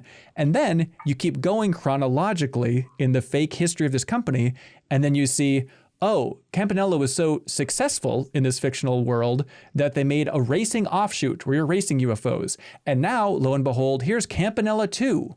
And it turns out it rules, and you can get outside of the UFO and go explore caves and stuff like that. And now here's Campanella 3, and it's a little bit like Space Harrier with like 3D effects and stuff in there. Now here's another spin-off called Pilot Quest where the UFO crashes. And it's a game where you're building up a base and going out on missions, and then Pilot Quest is also a little bit like an idle game where as it's running in the background, it's accruing resources. You can build up your town more and go out and explore more. And so everything just feeds into each other in a strange way. And it's so cool to fall in love with this fictional game and then be like, surprise, they made sequels and it's also in this bundle. And you get to see how the game fictionally evolved through this fictional timeline. It's a really cool idea. And I feel like you could be playing this thing all year. There's so much packed into this thing. It's unbelievable. it might be I don't know, it feels like a dumb question, but like how long is each game? They're all over the place. Like, yeah, it's so tough. Like to beat, who knows? Maybe the range is like 5 to 20 hours, something like that for these games. Oh my God. Yeah, I mean, they're not micro games. I mean, they're retro games, so naturally I feel like that timeline is going to be a little bit shorter. But yeah, there's a lot of stuff happening in here. And, you know, every time you get bored, just jump to some other game. And it's cool because they have little incentives for you. Like if you beat a game, the color of the tile changes. And also if you hit a certain achievement within that game, it unlocks like another little object in a little garden space. Think of it like a very simplistic version of like the hub in Astrobot, of like as you complete stuff in this game, it's kind of building up this kind of like home base area. And especially having stuff like the kind of idle aspects of that one game, Pilot Quest.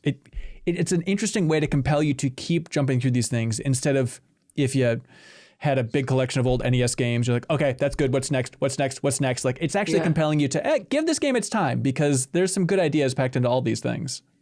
And how are you playing it? Are you playing it on a Steam Deck? Are you sitting on the couch? Steam Deck, perfect. And like Steam Deck on an exercise bike, this is the way to play UFO 50. It is perfect for that experience. It plays great. But yeah, it's only on Steam at this point, which is pretty wild. I thought they'd launch with something else, but give it time. Steam Deck on an exercise bike. Oh yeah. Have you lived yet? Something there. Oh, it's the way to go, man. It's amazing. I've always wanted to, and I've seen people like do that. But you could do it. Can you really game? Can you really? Because it looks like something I would do like turn-based RPGs for, like JRPGs. I think it's good for a certain type of game. Yeah, I'm totally with you. Where like, you know, Mario and Rabbids, I think was a great, like any sort of like, you know, slower turn-based thing. But even simple games, you know, I can't have a very narrative heavy game, but something more kind of twitchy, actiony, it's perfect. That's good because that gives you that carrot on a stick. Like your brain focuses on just like that little Vampire Survivors or something. Exactly. Genius. I have an under the desk treadmill because I got influenced. And it's surprisingly easy to just like do emails and read and do stuff while you're walking. So I think it would work. Like gaming on the move. Yeah. Okay. Thank you. All right. So that's UFO 50, but that's it. I am totally in on that. You should check it out. I mean, you have a soft spot for kind of the NES era? Oh, yeah. Okay. Imagine if 50 of those games were really good and clever. That's what UFO 50 is. Cool. Okay. Easy. Yep. Done. Lucy, daemonology? Is that how you say it? I'm not sure how you say it. Daemonology, demonology. This is another one I don't know anything about. I've been in such like a hole. This is one of the games that when we were talking about games that we were looking forward to for the rest of 2024, I forget what year it was. This is one that I was looking forward to. It is a short, very short, folk horror game where you play as a witch hunter and you get sent to a village of only 6 people. And you have to talk to the villagers and torture them to figure out who the witch is. And I think there's a lot of really good things about this game that like really kind of tickled my interest because like I used to love that kind of dark horror. I used to love reading about the witch trials and everything. Like that's why Assassin's Creed Hex is the one that I'm excited for. Yeah. But basically, it has this really messed up art style. And it's awesome. Yeah, and so at the end, so you have 5 nights. I think 4 days, and on the 5th day, you have to pick someone to hang as a witch. And every night you get these like so there's like time is a day is split into certain sections of time, and by talking to someone or torturing them it moves time forward. And then on the 5th day you have to pick who has to die. And every night though you get these like really messed up dreams, like prophetic is what they call them, prophetic dreams, and they're all done in stop motion animation. And they're really messed up. So the thing is that you can play through it once and you can pick who is the witch in, I think it took me like 10-15 minutes. Like it's not long. Oh wow. Okay. All. However, you have to interrogate all of them to get the full story, because you can easily play through it once and make an assumption. However, if you don't torture them all, and that's the main thing is that you do have to torture them, and there are these little kind of mini games where you torture them and like you pull their tongue or whatever, or dunk them in a river. So it is very messed up, and you are the one doing the torturing. And you liked it? Hey. It's a cool game. It's a really interesting game. And so then you kind of like unlock, you know, all these people are very bizarre in their own ways. And there's like each character has their own music that I believe was like custom done for the game. It's like, it's a really cool kind of package. The one thing I will say about it is that like, I think mechanically it kind of does fall apart because you can see through, I can see through the matrix. I can see that I have to torture this person like 3 times and that will give me the whole story. And then I know their role and everything. And so the game is like, yeah, you can do it in one and done. And it's like £2.50. Like it's $3. It's not an expensive game at all. So you can buy it and just do it 1 or 2 times. But I wanted to do all of them to see everyone's role in the whole thing. And that's when it, like if you're doing it all and it takes about an hour, that's where I was like, you know, like I wish there was something else maybe. And maybe I missed it, don't get me wrong, like maybe I completely missed it. But I think just in terms of like a cool concept, executed pretty well. It used to be a game jam game and then they kind of really worked on it. I played it on Steam Deck or my ROG Ally and like it didn't have full like Steam controls. I had to use touchscreen. But yeah, it was interesting. And like yesterday in London, I went to the Jack the Ripper Museum. So that's the kind of person that I am. I like that kind of messed up stuff. So it was interesting. Yeah, it was something that I enjoyed playing. Yeah, good year for games set in the UK, right? We got Still Wakes the Deep. It's kind of that Scottish horror game, right? This one was in Scots too. So you can play it in English or you can play it in Scots, which is, you know, like Scottish. And so there are some very good like Scots in there that I sent to Jordan Midler, friend of the show, Scottish friend of the show. And I was like, oh, that's you. But no, yeah, a lot of good things for the UK this year. Yeah.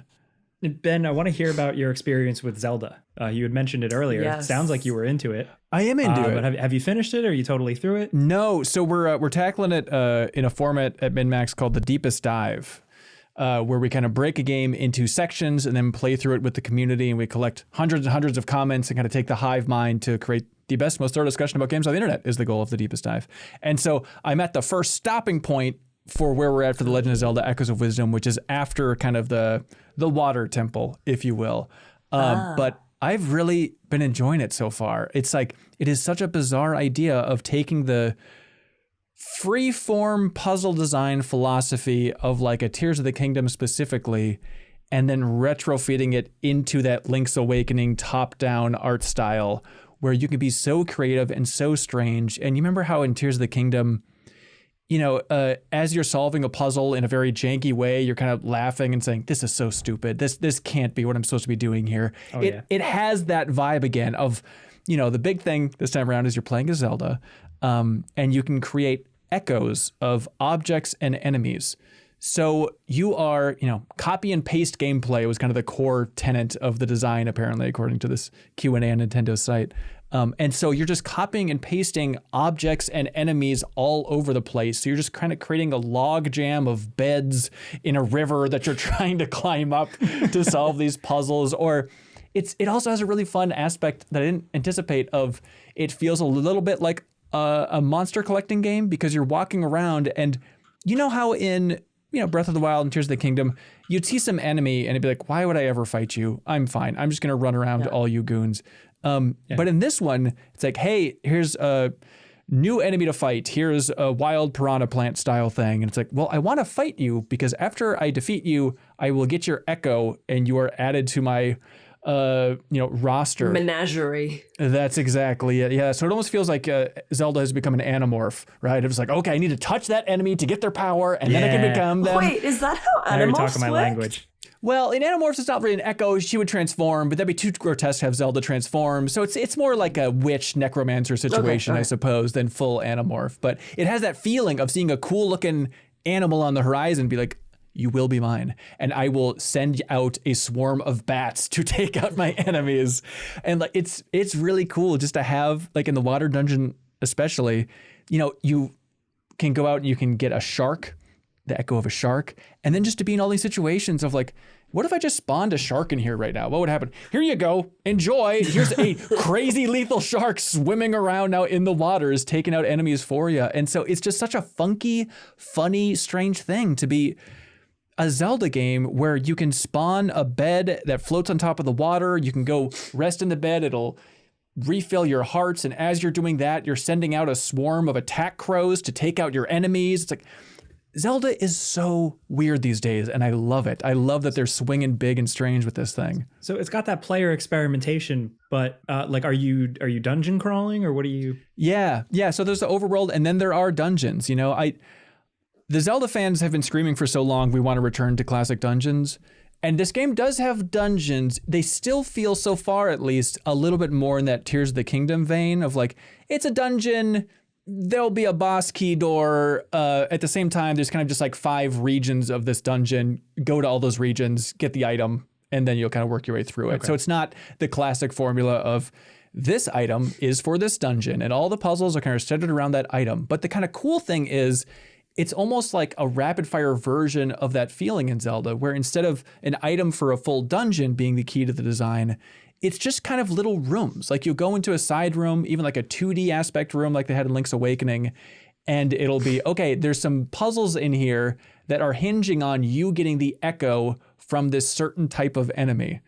So, okay, you can kill this little armadillo, then you get the echo of the armadillo, so it'll have like a charge up shot and then shoot out to destroy some blocks. So you can use that to solve the problems in this room. And then you can bring it back to the larger game, and then the world's your oyster for sorting through the way too long menu of all these little options that you have of, you know what, this case, I think I could use a pot in this situation. Let's whip that out. Or what about the swarm of bats again? Like there's just fun creativity there, but the UI naturally gets a little wonky because you just have one row of all of these things that you can summon, which stacks up super quickly. Yeah. I remember playing it at PAX and they were like, yeah, you can swap by most recent or most used. And I was like, I feel like that would be maybe not great for me because I will do primary recency effect. Where I'm just like, here's the thing I got the most recently and here's the thing that I use the most. That's it. That's all I will do.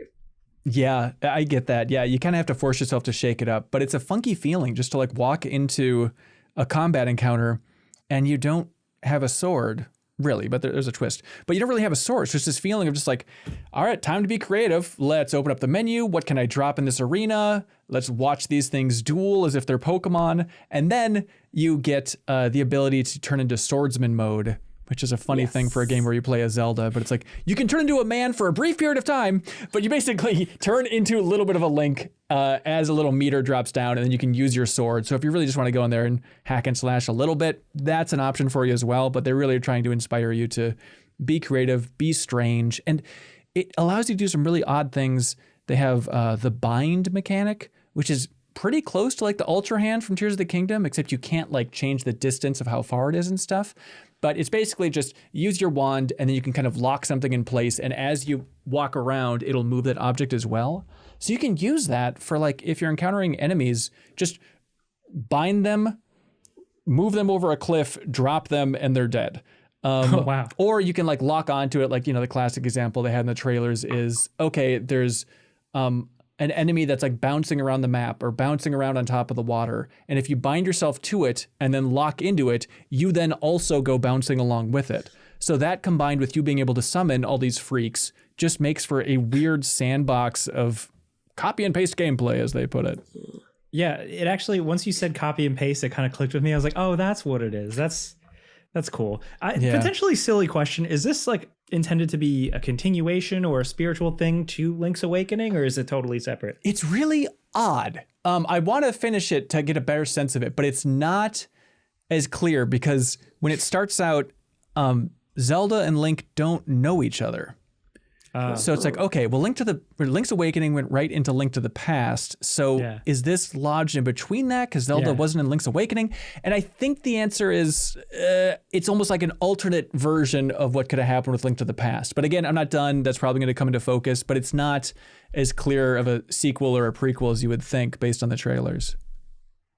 Interesting. All right. I mean, yeah, and even they say, like, in their Q&A on their site, which is helpful. It's not quite Nawada Asks, but it's Nintendo trying to rekindle some of that development magic here for a little bit of insight. But in that, they talk about how they were developing the game, first of all, as like a Zelda editor, like a dungeon editor, and they were developing that version of the game for a year.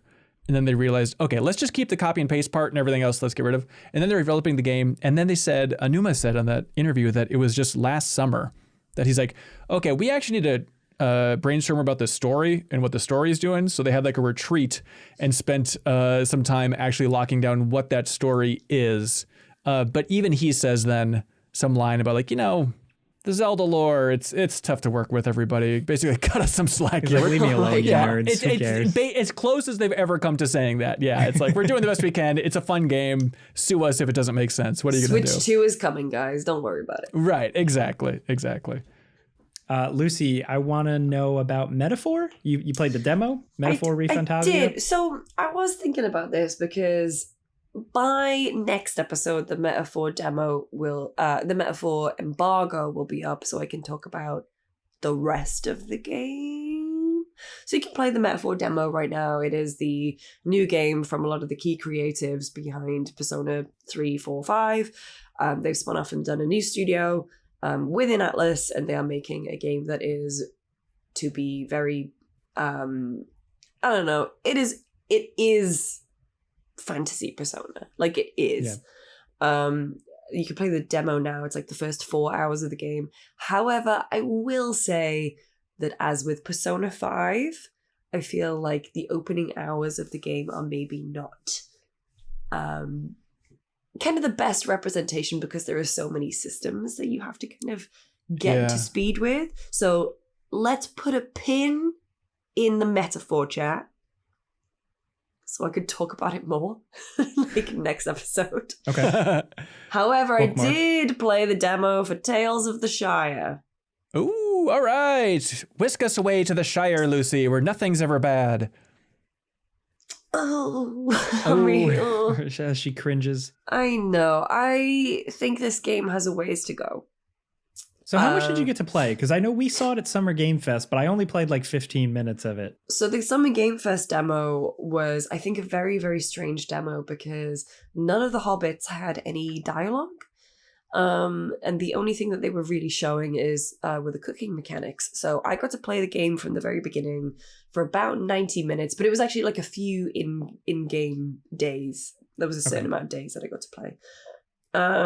There are things that I really like about it. I've obviously been playing a lot of Fields of Mystery recently, and so I've played a lot of Stardew Valley, like Animal Crossing, and so obviously just trying to emulate those cozy farming sim games in a lot of ways. And there are things that I think it does really well. I think the cooking mechanics are really fun because it's not just, hey, I have all of these ingredients, I'm going to put them in a thing, and then, hey, here's my meal.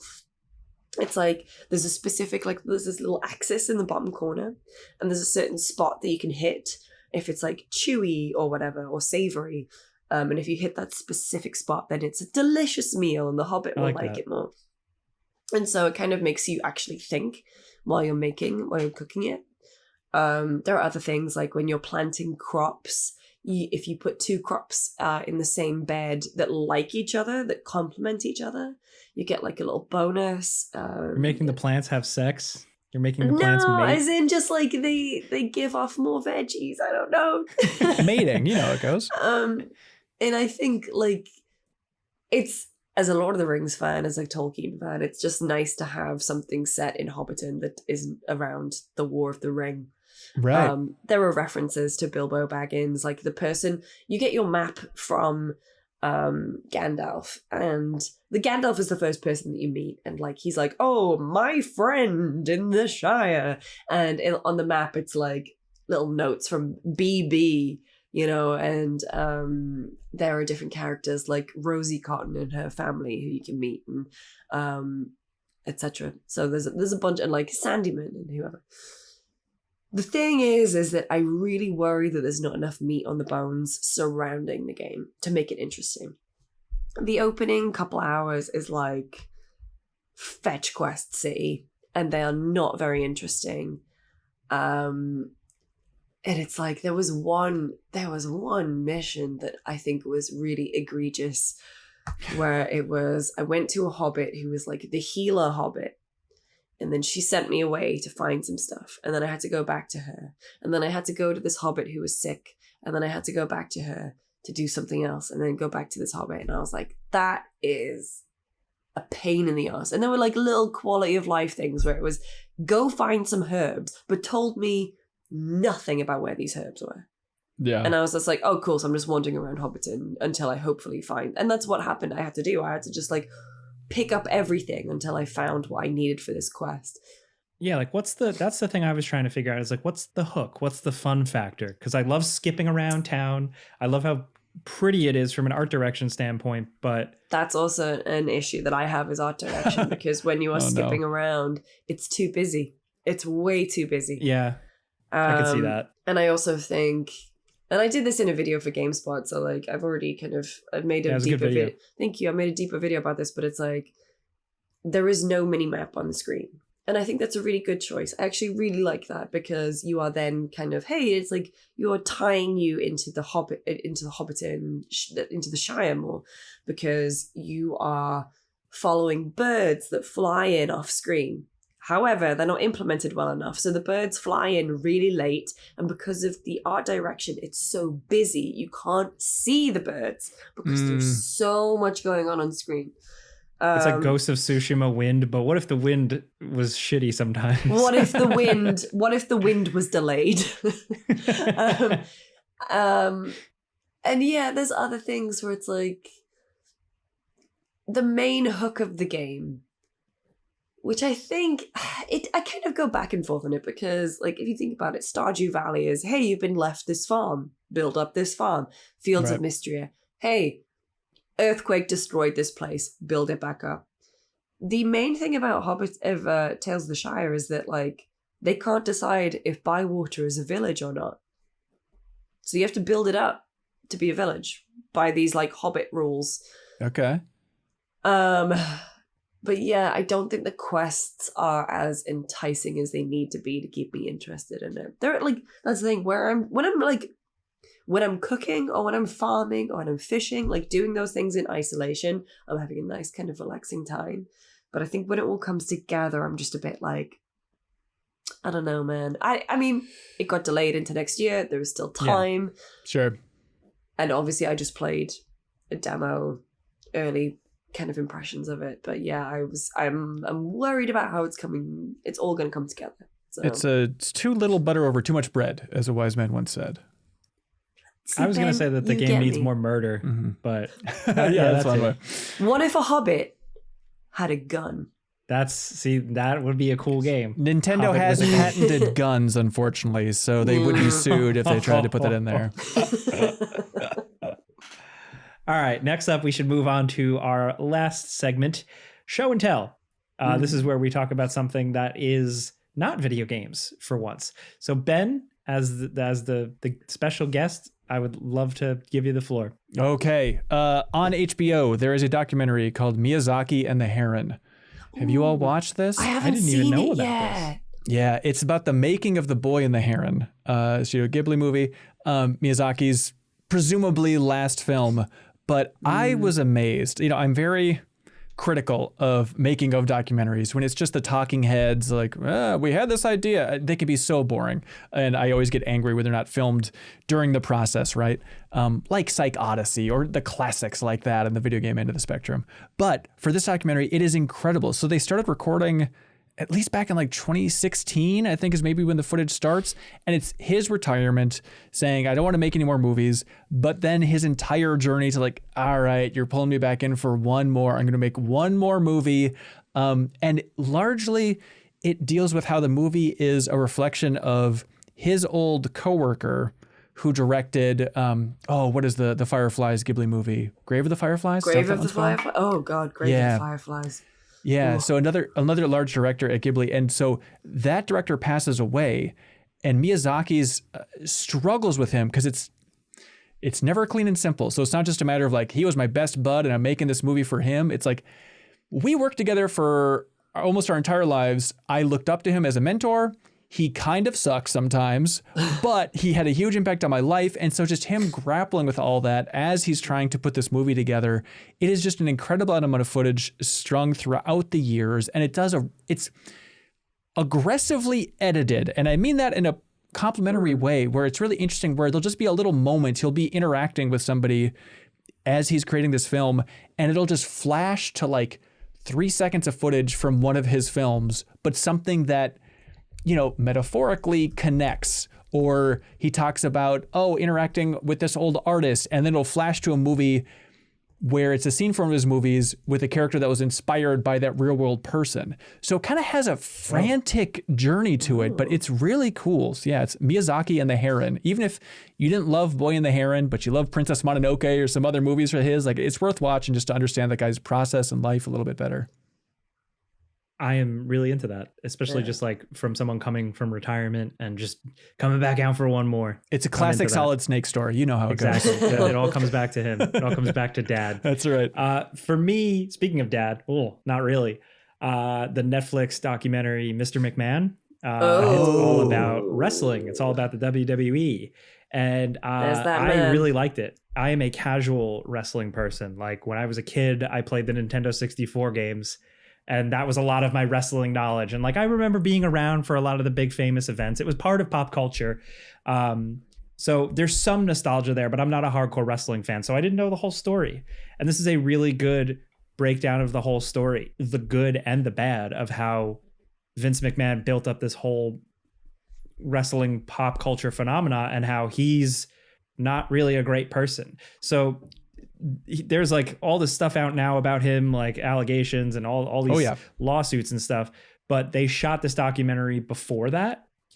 And what they did was, instead of trying to like pivot the documentary into something else, they just put it out there and let the history speak for itself. So there's a lot of interviews with Vince McMahon, and he is somebody that like is pretty vulnerable in this documentary, but to me just still comes off as just ruthless businessman to a brutal degree. So to see like the ups and downs of that is really interesting. And then to put into context later on with like now what he's going through, it is really interesting. But it's not even just about him. It's all the other people, the entertainers, and all these people that like worked hard to build up this like weird, bizarre, distinctly American thing.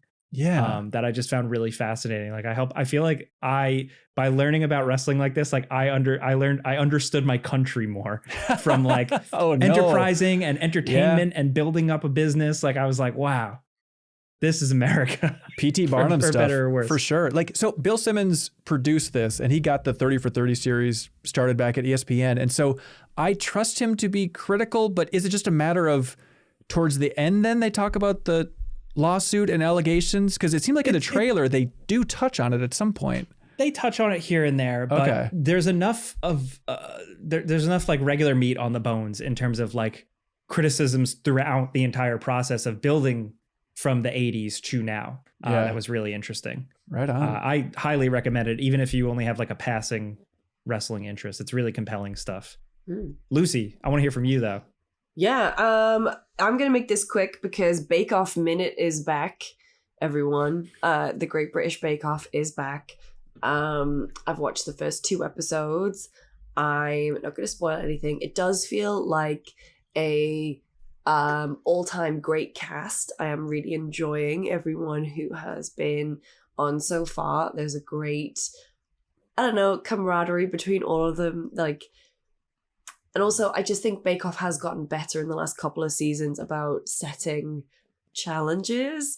And like, there was a time when they got way too in the weeds with some stuff that just like, weren't very interesting. And like, no one's going to know how to make this obscure Viennese whatever. It's like, let's go back to the classics and make them really, really well. And so Bake Off is like the one thing that I have actually enjoyed, because I was in Barcelona for a few days and that was lovely, but all I did was go to a wedding and eat lots of tapas. So that sounds good. Barcelona thumbs up from me. But yeah, Bake Off is back, and I'm still making my way through Slow Horses. And now I'm in London for a few days. I'm like, oh, I recognize that. Obviously, when the 6 years that I lived here, but also Slough House over there. Yeah, otherwise I haven't really done much. We've been busy. I think we've been busy enough. Yeah. We've actually been really busy this whole podcast episode. We gotta take it home. So with that, Ben, I would like to know, where can the people find you? What you cooking up? Again, if you could share that link again for North Carolina. You bet. Yeah, it's bit.ly/MinnMax Asheville. And all that money goes directly to help AmeriCares and help the town recover and the people there recover down in the Asheville, Western North Carolina area. But yeah, you can always subscribe to the MinnMax show as well. It's our flagship podcast. It's also on our YouTube channel if you want to check that out. But yeah, we've got Jacob Geller, Kelsey Lewin, Sarah Pozorski, who worked on Your Precious Fields of Mystria, Lucy. Hell yeah. Yeah, a ton more great folks in the MinnMax rotation, so you can check that out. And on our YouTube channel, we have a show called Trivia Tower, which Lucy's been on, Ralph's been on. Yeah, we got a new episode coming up in October. I don't want to look. I've sent Jake a couple messages. He can be on it if he wants to. I don't want to put the pressure on him. I'm in. Okay. I'm bad at DMs, so let's email. You notice I'm better at email, so let's. All right. But yeah, we have a new episode coming up in October. So if you support us at any tier on Patreon, you can compete in game trivia and win some great prizes. But we also have in the future. Coming up, something that we're launching called the MinnMax Spotlight, where back at Game Informer, as the video producer, I went on 80 cover story trips, visiting studios around the world. It was so insightful. And so I want to rekindle some of that magic at MinnMax. So we want to get out there and visit studios, get insight from studios. I mean, it's one of the reasons I love your all's show is incorporating developer interviews. I think is so important. It's so great to actually hear from these developers out here instead of just recycling the same headline from YouTube over and over and over again. It feels disgusting at a certain point. So MinnMax Spotlight. Yeah, Kelsey Lewin and we just went out to Portland to visit a studio. We'll keep it ambiguous for now, but it should be coming up pretty soon on MinnMax's channel. And it was a really fun, insightful trip. We also went to like the Portland Retro Gaming Show and a ton of fun stuff. So that'll be coming soon on MinnMax's YouTube channel. And there's 2 N's in MinnMax, in case you're curious. You guys are cooking. You know how to do it. Yeah. Honestly, I love it. Thanks so much. Entertaining. It's insightful. So keep on keeping on. But we'd love to have you again. Thank you for being a friend per second. That is Lucy James. I am Jake Baldino. That is Ben Hanson. Thank you guys very much for watching. Tie your shoes and go to bed.